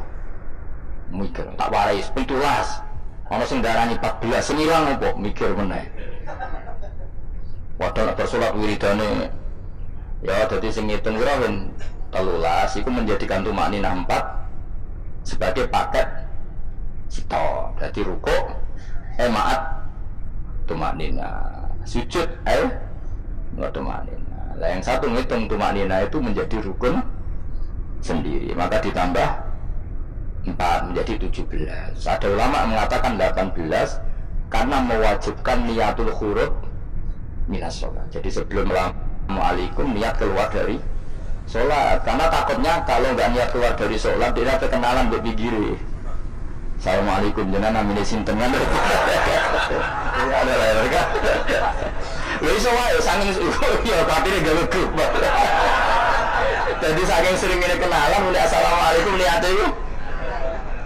adalah jadi ada ulama mengatakan karena ketika takbir itu niatnya masuk sholat maka ketika salam juga niatnya keluar dari sholat karena biar fair karena ketika takbir niat masuk sholat karena kenapa yang bisa membedakan kalimat-kalimat thayyibah dengan yang lain adalah niat coba kita kaget sama orang Allahu Akbar wah Merapi saya metu apa gimbali kita kaget apa-apa ya bilang Allahu supaya membedakan kalimat Allahu Akbar untuk ta'ajub untuk kagum dengan sholat maka Allahu Akbar diniati begitu juga salam ini menjadi kalimat adat untuk kenalan gawe grup paham gue? Nara niat khawatir niat kenalan maka harus niat pernah ada orang hartanya itu habis karena ngobati ibunya terus datang ke saya dia sumpek karena hartanya habis ngobati ibunya terus dia bilang Gus saya ini sekarang sudah miskin karena ibu saya sakit dan harta saya habis untuk ngobati ibu saya tak guyon nih sama saya kon kepen pinter apa kepen goblok kepen pinter Gus ya, ingin pinter apa ingin goblok katanya ingin pinter kalau ingin pinter bahasanya jangan gitu harta kamu itu masih di akhirat karena habis untuk ngobati ibu bayangkan kalau habis untuk maksiat itu habis betul terus dia mulai syukur Alhamdulillah Gus harta saya habis secara heroik karena untuk mengobati apa ibu sudah pinter dia akhirnya miskin sampai sekarang ya tetap pede saja karena masih punya tabungan di akhirat dan itu saya terinspirasi oleh ilmu juga jadi dulu Sayyidah Aisyah itu pernah nyimpan sepotong daging kambing disimpan untuk dimakan beliau karena beliau mau iftar ya mau buka singkat cerita karena bawaan keluarga Nabi itu sakhok ada orang minta dikasihkan suatu saat akhirnya kan habis terus Nabi tanya yang daging tadi di mana habis terus Nabi cara menjelaskan tuh indah sekali harta kamu itu baju yang kamu pakai nanti ya rusak yang kamu makan nanti ya ke WC wa tasaddaqta fa abqaita memang di semua riwayat itu pakai dhamir mukhatab mudzakkar meskipun asal usul riwayat itu untuk Sayyidah Aisyah karena untuk umum yang kamu sedekahkan tuh yang masih kamu jangan bilang kamu sedekahkan tuh yang habis yang kamu sedekahkan tuh yang masih misalnya saya punya uang 1 miliar misalnya terus pernah tak sedekahkan ke fakir miskin atau ke kiai atau ke pondok 1 juta itu yang mesti masih karena kadung di luar kekuasaan kita kadung lillahi ta'ala justru yang masih itu yang potensi nanti untuk hal-hal yang kurang positif semenjak itu orang sedekah itu begitu entengnya karena itu yang masih ya tapi tentu sarannya yang tepat ya saya sekarang sering kampanye sedekah tepat karena misalnya sering saya itu didatangi orang kaya sudah dapat gratisan grutu itu gerembang nah ini kita sudah pakai buminya Allah itu gratis pakai airnya ya gratis pakai oksigen ya gratis kok masih brutu itu sudah jadi hamba yang nggak bener ya. Dibayangkan kalau kita pakai oksigen bayar, pakai buminya bayar, pakai airnya bayar semua, kayaknya kita tidak mampu membayar ya. Dan kita sama Allah hanya disuruh ikrar, disuruh sujud. Pentingnya ilmu satu bahwa itu akan menjadikan satu perilaku. Misalnya begini ya, dulu itu kiai-kiai Jawa zaman dulu itu berpatokan karena dulu pemerintahan Hindia Belanda, seorang lagi masih pemerintahan Hindia Belanda. Itu dalil yang sering diutarakan itu sebaik-baiknya umara itu yang datang ke ulama, terus sejelek-jeleknya ulama itu yang datang ke umara. Tapi semenjak pemerintahan Indonesia dan kemudian ditandai beberapa tokoh kayak Gus Wahid putra Kiai Hasyim jadi Menteri Agama, ada Gus Wahid putra Kiai Wahab juga jadi Menteri Agama, ada Kiai Fathur Rahman keluarga Mbah Maimun, keluarga Sarang juga pernah jadi Menteri Agama. Kemudian bersamaan dengan itu dibangunlah satu pegangan ilmu. Pegangan ilmu ini penting karena ini yang mengilhami semua orang Islam, terutama ya utamanya ulamanya. Ada seorang ustadz, seorang guru ngaji yang karena melihat rata-rata penguasa itu zalim ya, datang ke Harun ar-Rasyid. Ini perlu disemak, datang ke Khalifatullah atau Amirul Mukminin Harun ar-Rasyid. Karena beliau seorang raja tentu terduga lah, atau ya umumnya atau gimana lah istilahnya, itu ya rata-rata ya agak seenaknya, namanya raja, namanya penguasa. Ini dalam pikiran ustadz itu, tidak mesti dalam fakta. Kemudian si ustadz itu matur, ya Amirul Mukminin, inni nasihun lak famusyaddidun alaika fala tajidanna fi nafsika syai'an. Saya ini mau nasihati Anda, kemudian saya cara nasihati itu keras, tolong jangan dimasukkan hati. Dia bilang famusyaddidun alaika, saya nanti kalau nasihati itu keras sekali, tolong dimaklumi karena ini penting, karena Anda harus dinasihati secara keras. Tapi sebelum nasihat itu diutarakan, kata Harun ar-Rasyid, karena beliau Bani Abbas dan beliau orang alim termasuk muridnya Imam Malik, kata Harun ar-Rasyid, uskut, kamu diam Ustaz. Inna Allaha ta'ala arsala man huwa khairun minka ila man huwa syarrun minni wa ma'adhalika yaqulu Allahu ta'ala faqula lahu qawlan layyinan la'allahu yatadzakkaru aw yakhsha. Jadi ini sekaligus etika dan norma ya bagi semua dai di Indonesia dan semua kita. Wahai Ustadz, kamu diam. Allah Ta'ala itu ngutus orang yang lebih baik ketimbang kamu, yaitu Nabi Musa, ke orang yang lebih jelek ketimbang saya, yaitu ke Fir'aun. Itu saja harus pakai etika, faqula lahu qawlan layyinan. Kamu harus ngomong yang halus. Jadi intinya ini Harun ar-Rasyid komplain, kamu itu kalau jadi Ustadz ngaji kira-kira gitu. Jadi betapa baiknya orang dulu memahami Quran. Jadi Quran itu dibaca, kemudian kita mungkin baca terus jadi cerita, mungkin ada yang baca jadi perilaku, ada yang baca kemudian itu mengilhami, membentuk. Nah kira-kira itulah yang membentuk kiai-kiai alim di NU, di beberapa pesantren maupun orang-orang alim di luar NU.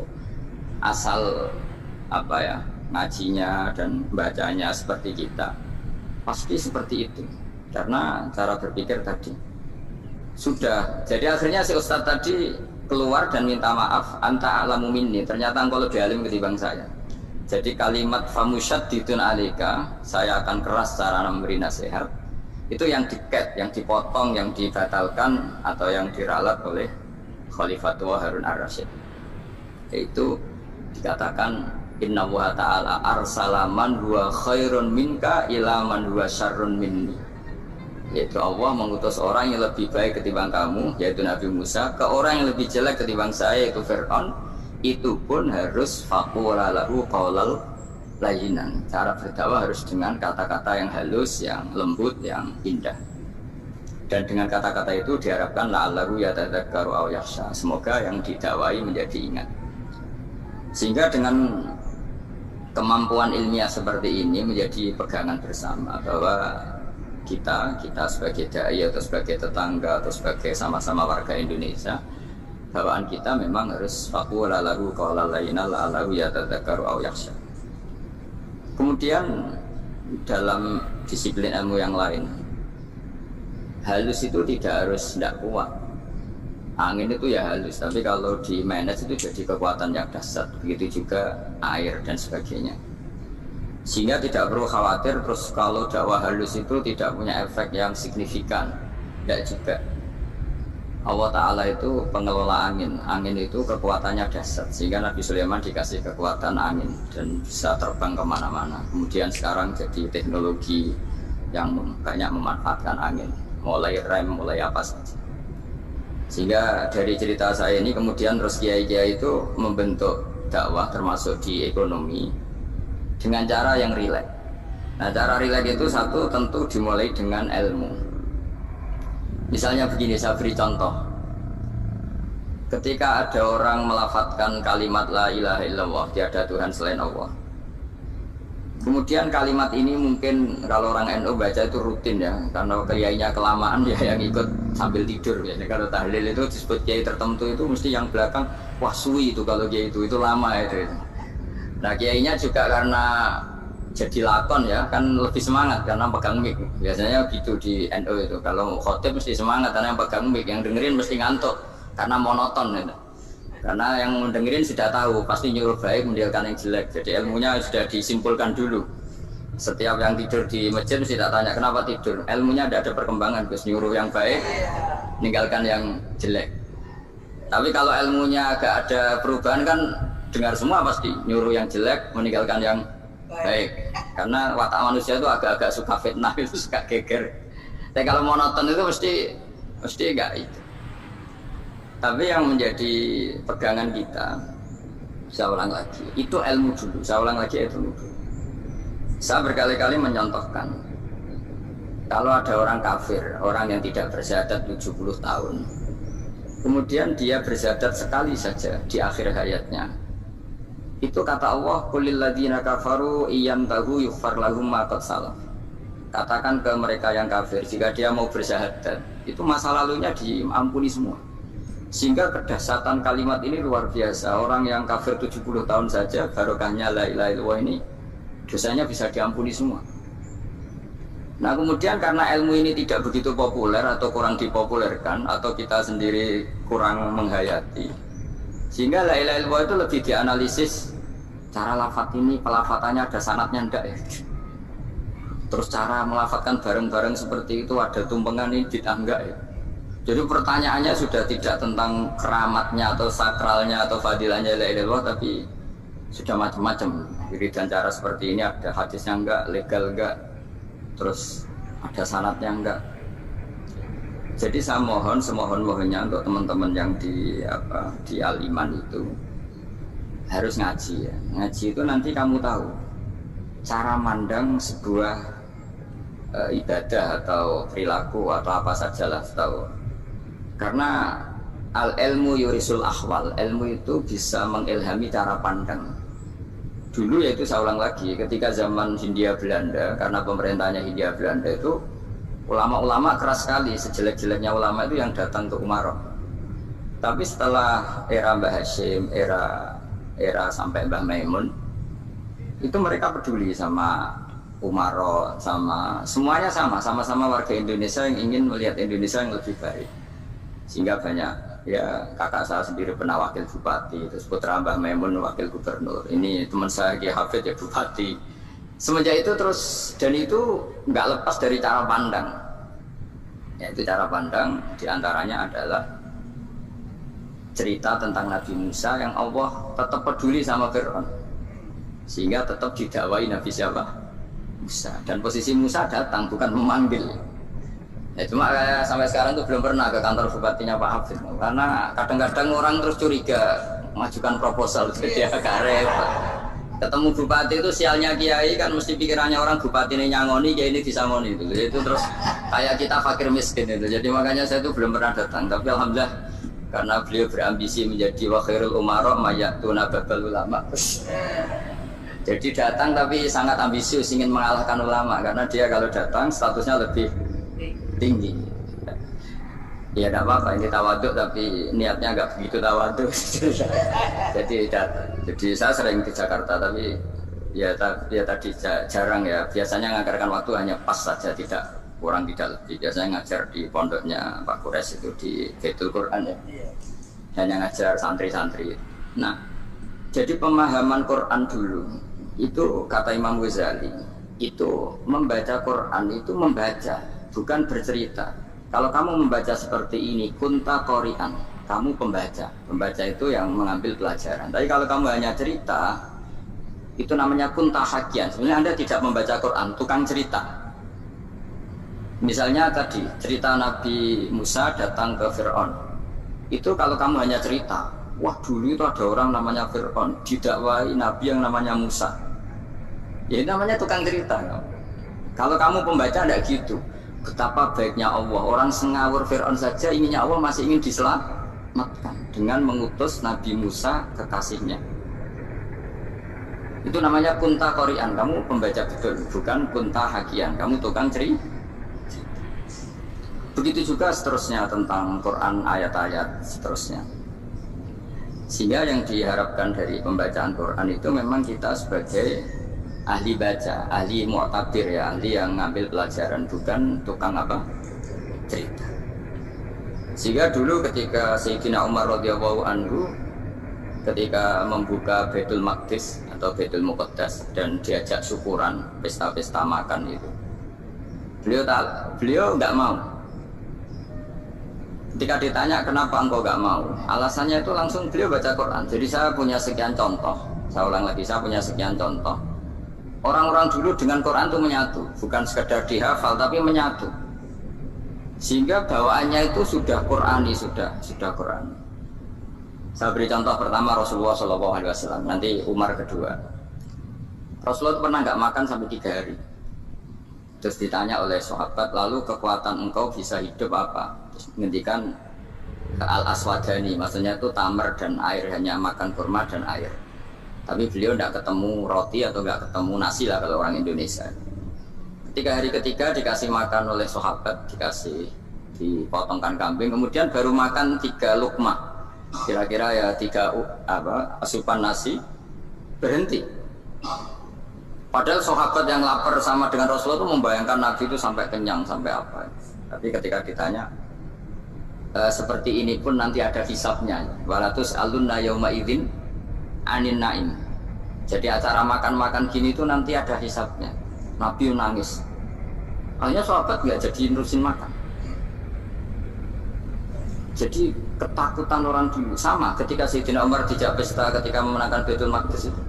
Inna wa ta'ala ayyara qauman. Allah itu mengkritik sebuah komunitas kaum karena apa? Adhabtum thayyibatikum fi hayatikum dunya wastamta'tum biha. Kamu adalah orang-orang yang jatah nikmat kamu sudah kamu habiskan di dunia. Adhabtum itu kalian habiskan jatah kenikmatan kamu di dunia. Wastamta'tum biha, kamu di dunia sudah berpuas-puas. Maka jatah Anda sekarang di akhirat habis. Sehingga Sayyidina Umar nggak mau pesta-pesta karena takut jatah nikmatnya habis. Kata beliau terus, astabqi thayyibati, akan saya sisakan sisi-sisi kebaikan saya supaya tidak habis. Corong Jawa itu jadi entek-entekno biar jatahnya masih. Sehingga di dunia kiai itu ya, meskipun saya akrab bupati, akrab mungkin wakil gubernur, saya itu ya jarang ketemu. Karena kalau orang Jawa bawaannya ketemu ya makan-makan, guyon-guyon.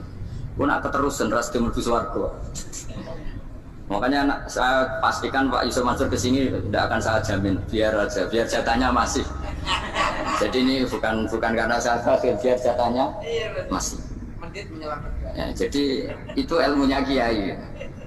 Nah, efek dari ilmu ini dasar. Kalau Anda berpikir tentang nasib Anda di akhirat, nanti bawaannya juga tidak akan mudah menyalahkan orang lain, tidak akan menghakimi orang lain karena sibuk dengan dirinya sendiri, tapi tidak dengan makna egois, tapi makna orang baik itu siapa? Orang yang sibuk dengan aib pada dirinya, dengan kekurangan pada dirinya, saking sibuknya mikir aibnya sendiri, tidak sempat mengoreksi aibnya orang lain. Itu awal ilmu. Ilmu itu tidak dimulai dari larangan. Kalau larangan karuan, tidak termasuk ahli surga, orang yang suka mengadu domba, tidak termasuk orang baik yang cari kesalahan orang lain. Itu namanya pelarangan. Tapi ilmu itu di atas nahi, di atas pelarangan itu. Kamu punya kesadaran bahwa kamu itu yang penting selamat dulu, jangan memikirkan orang lain. Dengan makna bukan egois, tapi dengan makna supaya tidak menyalahkan orang lain. Nah, saya termasuk ya boleh dikatakan kiai lah, yang paling fanatik bahwa semuanya itu harus dimulai dari ilmu. Ya saya ulang lagi, dimulai dari ilmu. Nah dari sini kemudian saya berharap Indonesia menjadi damai, menjadi baik. Itu bukan karena kita baik-baik banget, ya tidak mungkin kita ada nabi, tapi karena sudah sibuk dengan memikirkan kesalahan diri sendiri. Sehingga misalnya kita baca Quran, Rabbana zalamna anfusana, lalu kita langsung ingat betapa hubungan kita dengan Allah itu harus ikrar dulu, merasa zalim dulu, merasa salah dulu. Nah kalau semua orang merasa salah di depan Allah itu mesti bawaannya nggak mudah menyalahkan orang lain, karena kita bilang Rabbana zalamna anfusana. Nah itulah ilmu-ilmu yang mungkin banyak pembaca Quran tapi hanya baca, atau kalau baca ini toh disebut al-haqi, ahli cerita. Yang dibutuhkan tuh al-qari, pembaca kemudian mu'tabir, kemudian mau beriktibar. Seperti yang dilakukan tadi Harun ar-Rasyid tadi. Inna wa ta'ala arsalaman huwa khairun minka ila man huwa syarrun minni wa ma'adhalika yaqulu wa ta'ala faqula lahu qawlal layyin. Ya, kamu tidak usah memaksakan musyaddid keras sama saya, karena Allah Ta'ala telah mengutus orang lebih baik ketimbang kamu, yaitu Nabi Musa, ke orang yang lebih jelek ketimbang saya, yaitu Fir'aun. Itu saja harus beretika. Faqula lahu qawlal layyin la'allahu yatadzakkaru aw yakhsha. Dan alhamdulillah bawaan kita sebagai orang Timur atau orang Jawa itu kalau mau ngandani orang itu halus sekali. Di antara bentuk kehalusan kata-kata diceritakan di ayat lain ketika Nabi Musa ketemu Fir'aun. Dawuhnya begini, fakul apa itu yang di juz 30 yang juz di juz 30 ini yang bagian dari, kan tadi hanya fakul lahu qawlal layyinan. Lahu qawlal layyinan itu bentuknya apa? Ya, bentuknya apa? Itu Nabi Musa disuruh ngendikan sama Fir'aun. Apakah kamu mau saya nasihati? Fakul halaka ila antazakka. Halaka itu pilihan, hal itu istifham, laka itu otoritatif. Jadi betapa santonya kalimat itu, fakul halaka ila antazakka. Jadi kalau dimaknani model Pak Hafid, model saya ngaji di sarang itu, halaka onoto iku kedue siro, berhak bagi kamu, berhak bagi anda. Apakah anda berhak loh mendapat nasihat supaya anda jadi orang yang lebih baik? Halaka ila antazakka. Jadi tidak kalimat perintah, tapi kalimat pilihan. Apa engkau mau saya beri nasihat? Wahdiyaka ila rabbika fatakhsha. Dan saya beritahu kamu tentang Tuhan, dan kemudian kamu menjadi orang yang baik, fatakhsha, orang yang punya khasyah, punya. Jadi kayak apa kalimatnya itu? Napa jenengan kerso? Itu kalau orang Jogja, orang-orang daerah-daerah yang pernah nyugui tamu itu kan, ayo makan-makan. Itu kan kayak tamunya itu kelaparan. Masa Pak Yusuf Mansur kelaparan? Tidak mungkin kan? Masa Ustaz terkenal kelaparan kan? Tidak mungkin itu. Monggo, napa jenengan ngersakno? Karena bisa saja tamunya itu tidak kerso, mungkin karena darah tinggi, mungkin karena takut dianggap fakir miskin, macam-macam kan orang enggak. Itu kalimatnya itu halaka ila antazakka. Kayak apa indahnya dakwah. Halaka ila antazakka itu ada kata laka itu ya terserah jenengan mau enggak. Wa ahdiyaka ila rabbika fatakhsha. Nah, itu yang disebut membaca. Kunta qori'an la hakian. Anda benar-benar membaca Quran, bukan sekadar penceri.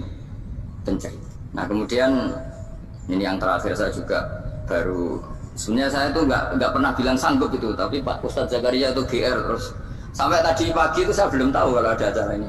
Ya karena saya kiai, jadi kalau kiai itu kan ingatnya sama Allah aja, kalau sama manusia tuh rontok-rontok lali gitu. Itu bukan memaksa, ya memang lupa. Sejauh mana sih pentingnya manusia kan tidak penting cara ilmu tasawuf gitu.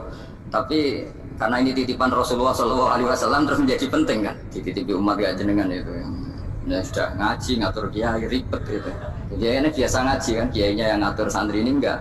Pak Yai ngaji tanggal ini jam ini, itu kan mengabaikan semua aktivitas kiai. Padahal jam ini mungkin saya punya jam, mungkin jalan-jalan atau ngaji atau mutolaah atau munajat. Gara-gara Pak Zakaria ini kan terus Mas Tamam ini yang provokasi. Harus ngaji di jam ini, tema ini. Saya tuh kalau ngaji ditentukan tema itu, ini memang saya agak keras di bab ini. Itu kayak ibarat gini loh. Saya ini dokter, kemudian ada orang yang sakitnya itu jantung, terus bilang ke saya, Pak dokter sembuhkan kukul saya. Wong penyakit ekstrimnya itu jantung, kok bila disembuhkan apa? Kukul. Kan gak penting, sembuh tidak sembuh, kukul itu kan gak penting. Jerawat itu. Kiai itu tahu kesalahan paling fatal manusia itu akidah. Tapi kadang-kadang mintanya ilmu yang tidak akidah, yang gak penting. Jadi kadang-kadang kiai itu ya digurui betul kalau di Indonesia. Misalnya ini tidak nyindir loh, memang marah betul ya, kalau di bab-bab seperti ini. Tapi ini biar jadi ilmu masif, ilmu yang general. Saya ulang lagi ya, Anda jadi dokter, tahu pasien Anda ini penyakit jantung kronis atau sudah fatal lah sudah. Terus orang itu bilang, Pak Yai, itu Pak dokter, tolong obati kulit saya supaya tidak jerawatan. Kamu bilang ini orang aneh enggak? Aneh kan? Nah, kiai juga gitu. Saya sering itu ada orang mau haji gitu, Gus doain saya jadi haji mabrur. Pernah belajar haji Pak? Dereng. Mungkin enggak, orang belum belajar nyupir terus kemudian minta didoain, Gus saya mau nyupir doain selamat. Nyupir aja enggak bisa kok minta doa selamat. Harusnya wanitanya kan belajar dulu baru minta doa. Tapi kali ini aliman bener ngajaknya akidah dulu, ahli sunnah kan. Nah itu bener karena akidah itu hal yang prinsip memang harus. Kalau kebetulan nggak bener taruh visi betul. Untungnya kalau temanya bener.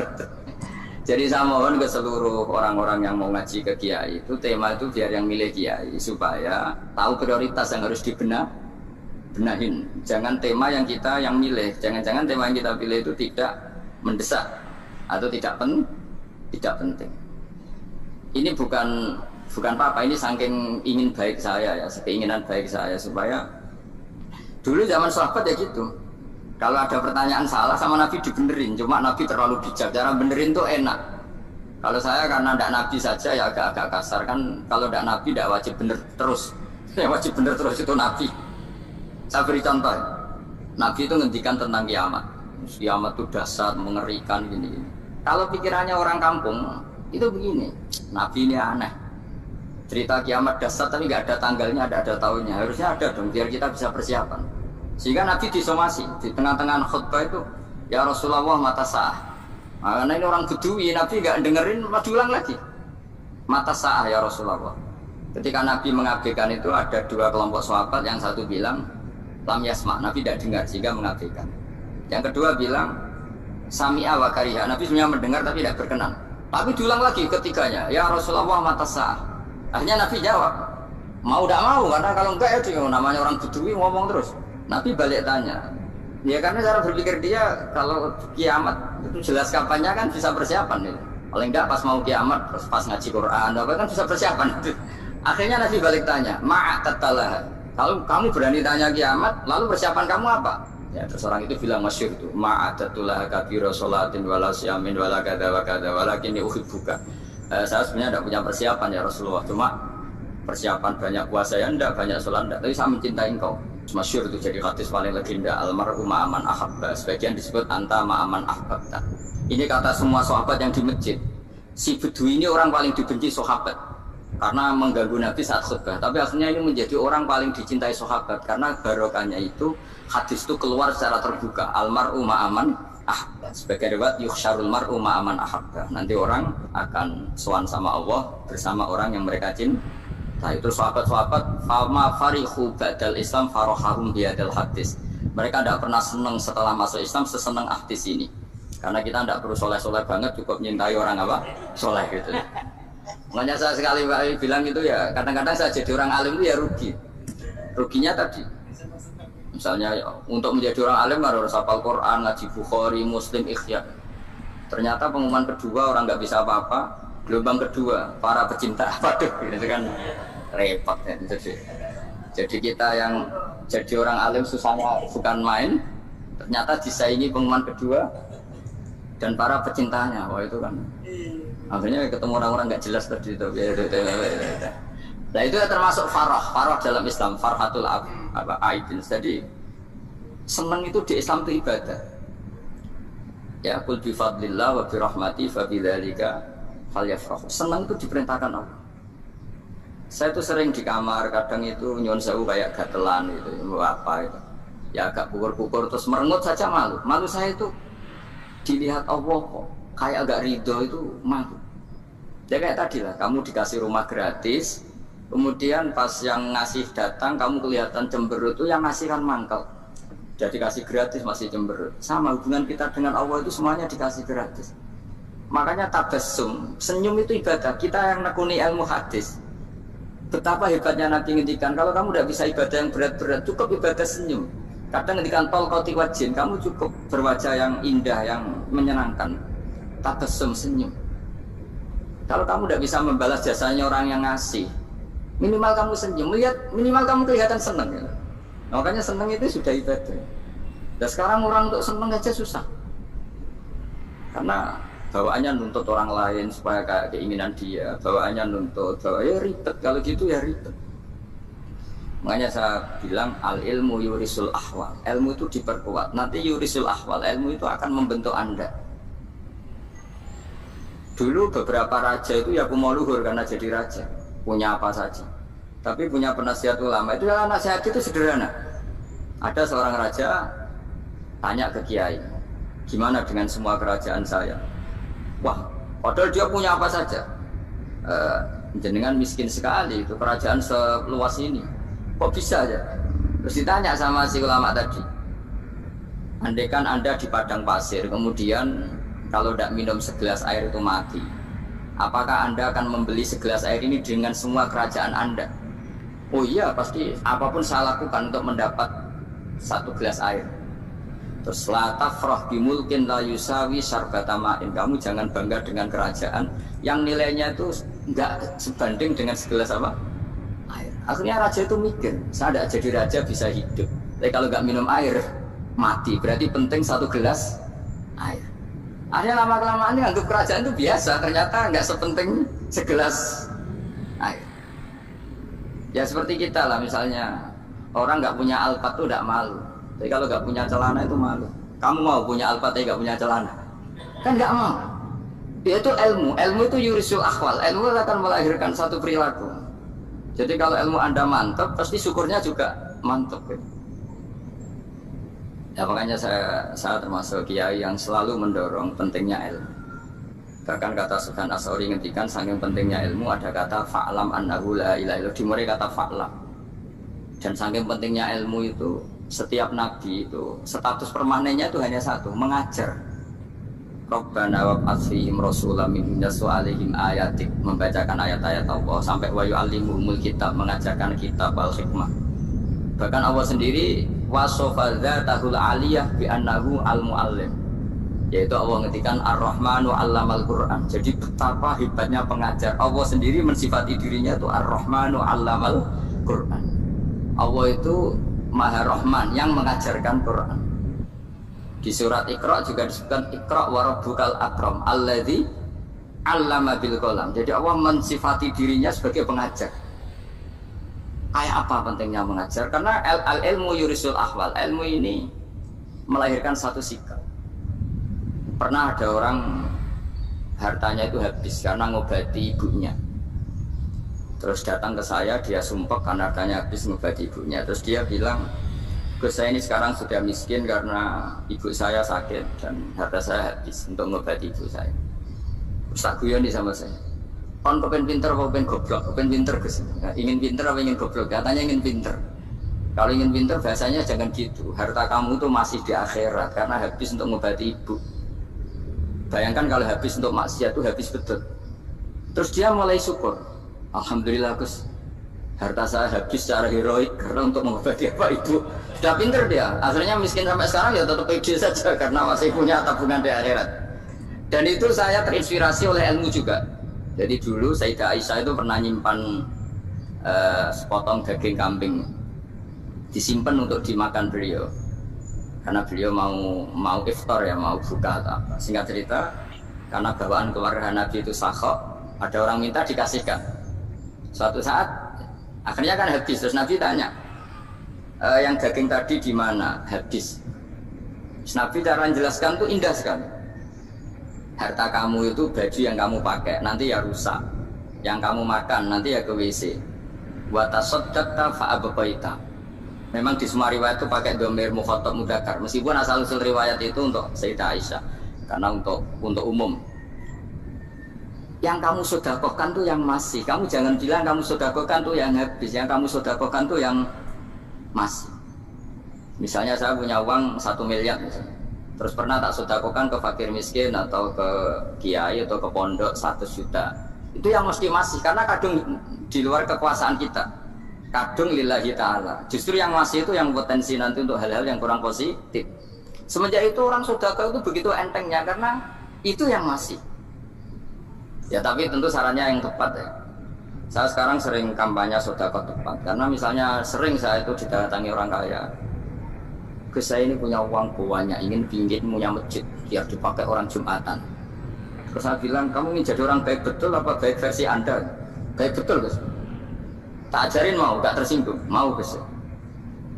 Kalau Anda bikin masjid di kampung Anda, masjid terbaik di dunia sekalipun, yang bingung saya ahli fikih. Oh bisa? Kan terjadi 2 Jumatan, nanti sahnya yang mana? Kamu enak aja bikin masjid gak? Kamu bikin masalah baru bagi kiai fikih di daerah kamu. Belum nanti orang terus migrasi ke masjid Anda karena lebih baik, koriknya lebih baik. Kamu membunuh masjid yang lebih tua, itu nggak sopan sekali, masjid itu sudah lebih tua, Akhirnya mikir, nggak usah Gus kalau gitu sudah apa saja yang penting perintah dengan gimana ya sih.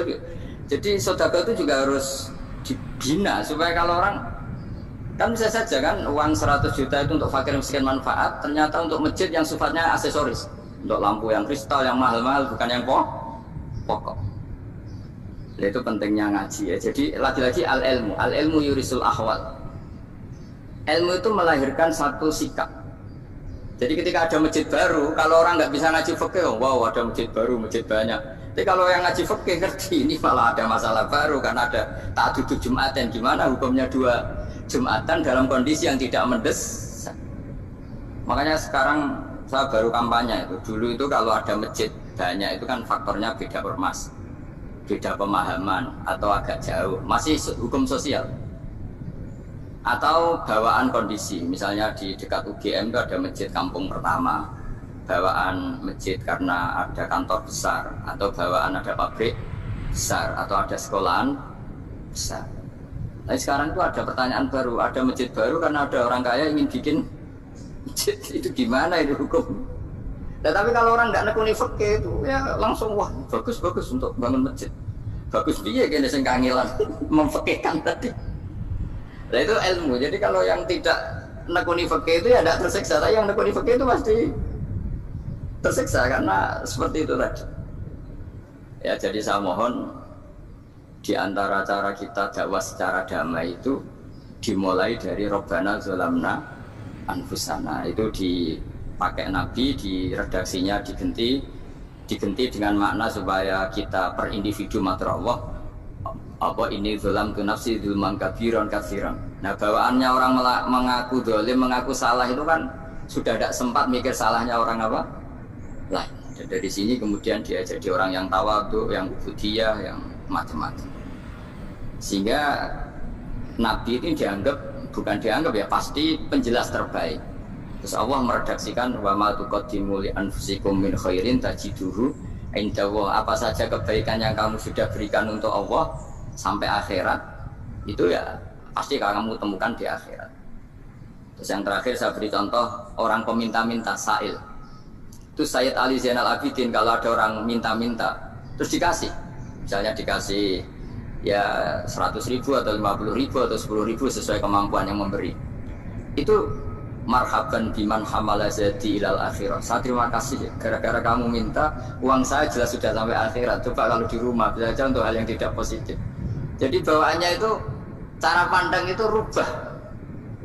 Jadi sebenarnya kalau kita ngasih uang di masjid, ngasih kiai atau ngasih fakir miskin, ya uang itu yang masih bukan yang habis. Itu watasoddak kata fa'abqaita, yang kamu berikan tuh hakikatnya yang masih. Karena sudah ada kamu tak adik lagi, makanya disebut wakaf. Sebenarnya wakaf itu dulu secara makna lughat, saya ulangi secara lughat. Maknanya itu sudah berhenti, wakafun maknanya berhenti. Nah sodako itu dari kata sodako maknanya benar. Orang yang sering sodako berarti imannya benar. Orang yang uang sudah diberikan berarti dia sudah terputus, wakaf berhenti dari hubungannya dengan dia. Sudah dikasihkan berarti selesai. Sehingga wakaf dan sodako itu sebenarnya maknanya saling melengkapi. Kemudian orang-orang fikih karena ada disiplin ilmu tertentu, wakaf itu untuk sedekah yang permanen, yang abadi, kemudian sedekah untuk infak. Tapi itu kan hanya istilah-istilah dalam disiplin ilmu. Sebetulnya kalau pakai ilmu yang umum, sedekah ya bisa disebut wakaf, wakaf ya bisa disebut apa? Sedekah. Karena maknanya sedekah itu wakaf. Wakaf itu apa? Qat'u raqabatil malik an hadal mal atau an mali. Ya, hubungan pemilik harta ini terputus dari harta itu. Jadi misalnya saya sudah wakaf tanah ini ke masjid, sudah diterima. Buat saya kepikiran gadekan atau menjual sudah tidak bisa, sudah berhenti di situ saja hubungan saya dengan kepemilikan harta itu. Makanya disebut apa? Wakaf. Dan kalau saya wakaf berarti menunjukkan kebenaran iman saya karena sudah menafkahkan sebagian harta untuk Allah Ta'ala. Itu sodik sodak. Makanya bahasa Arab itu gampang ya. Kalau sodalqoh, sodaqoh. Orang kalau bayar mahar disebut sodak karena menunjukkan cintanya. Teman yang setia disebut sodik karena ya benar dalam berteman. Abu Bakar disebut as-siddiq karena sangat membenarkan kanjeng Nabi dan seterusnya dan seterusnya. Jadi begini ya, kalau dalam fikih Islam, misalnya ini ada di beberapa literatur fikih, di semua fikih baik madzhab Syafi'i, Hanafi, Hambali di semua kitab fikih. Misalnya ada orang mau masuk Islam, terus konsultasi sama ustadz atau sama kiai, Pak saya mau masuk Islam, kamu nggak boleh ngambil sikap monggo ngeteh dulu tidak, atau apalagi diajak ngobrol dulu, karena 5 menit kita mempersilahkan ngopi dulu itu artinya dianggap kita membiarkan dia dalam keadaan kafir 5 menit dan kita dianggap ikut tanggung jawab. Sehingga di bab ada ulama yang ngebabkan itu sampai di bab murtad. Termasuk murtad adalah orang yang dimintai mensyahadatkan non muslim kemudian disuruh ngopi dulu atau enggak. Karena dianggap pembiaran sekian menit masih berstatus kafir. Jadi ibaratnya gini ya, kalau kita mungkin baru bapak-bapak baru pakai celana pendek terus ada orang kecelakaan di jalan, saya tak pakai baju dulu nanti baru kamu saya selamatkan ya. Itu kan naif. Kalau begitu saja naif, apalagi orang yang kafir kemudian pas mau minta disyahadatkan kita bilang monggo mandi-mandi dulu, ngeteh-ngeteh dulu. Berarti ada pembiaran sekian menit, dia masih berstatus. Artinya begini, kalau dia saat itu kok dimatikan oleh Israel berarti mati dalam status kafir dan kita ikut tanggung jawab karena harusnya bisa Islam andai kan kita mensyahadatkan saat itu juga. Jadi itu bab-bab yang dianggap ekstrim dalam kutubil fikih, bab-bab fikih. Makanya dalam kitab fikih saya berkali-kali ada non muslim mau bersyahadat ke saya, itu saya bilang ke santri-santri saya, saat itu juga harus kamu ajarin semua pakai bahasa Indonesia. Yang penting status kafirnya apa? Iya. Baru setelah itu ada hukum sosial ya, mungkin kita nawarin teh atau kopi atau apa. Makanya di sini dibabkan bab seseorang harus tergesa-gesa atau tercepat-cepat atau ngambil sikap bergegas untuk melakukan kebaikan. Terus ayat kedua yang dipakai Sayyiduddin bin Abi Salam itu begini. Ketika Allah mensifati orang munafik, status orang munafik itu apa? Wa idza qamu ila sholati qamu kusala. Mereka kalau dipanggil untuk sholat, dia berangkat tapi itu salah cara malas-malasan. Sehingga untuk menunjukkan kita loyal sama Allah, itu ya paling tidak ada sikap di atas rata-rata. Makanya ada sa'i ya lari-lari kecil, tawaf juga disunatkan ada lari-lari kecil. Disebut ar-romal itu lari-lari kecil untuk menunjukkan bahwa kita loyal sama Allah itu tidak sakobri cara Jawa. Nah itu dibabkan sendiri. Jadi beda antara tergesa-gesa sama ekspresi serius. Jadi musyawarah itu ya kira-kira kan nggak mungkin lah kita dipanggil rektor atau kiai atau orang tua kita terus jalan leha-leha itu kan. Nah contoh yang diambil di sini begini. Ketika ada debat terbuka antara Fir'aun dan Musa, saya ulang lagi ya, ada debat terbuka antara Musa dan Fir'aun. Kan Nabi Musa datang ke Fir'aun. Lalu kata Fir'aun, ini asal-usul ayat ini, saya terangkan sejarahnya. Kata Fir'aun, lalu kalau kamu tidak nuhankan saya, Tuhan kamu siapa? Terus kata Musa, Rabbus samawati wal ardi, yang nuhani langit dan bumi. Fir'aun masih berkelit. Kalau Tuhan di bumi, setahu saya kemana-mana yang dituhankan saya, kata Fir'aun. Ma'alim tulakum min ilahi ghairi. Terus Nabi Musa masih ngendikan, ya sudah Tuhan yang nuhani langit.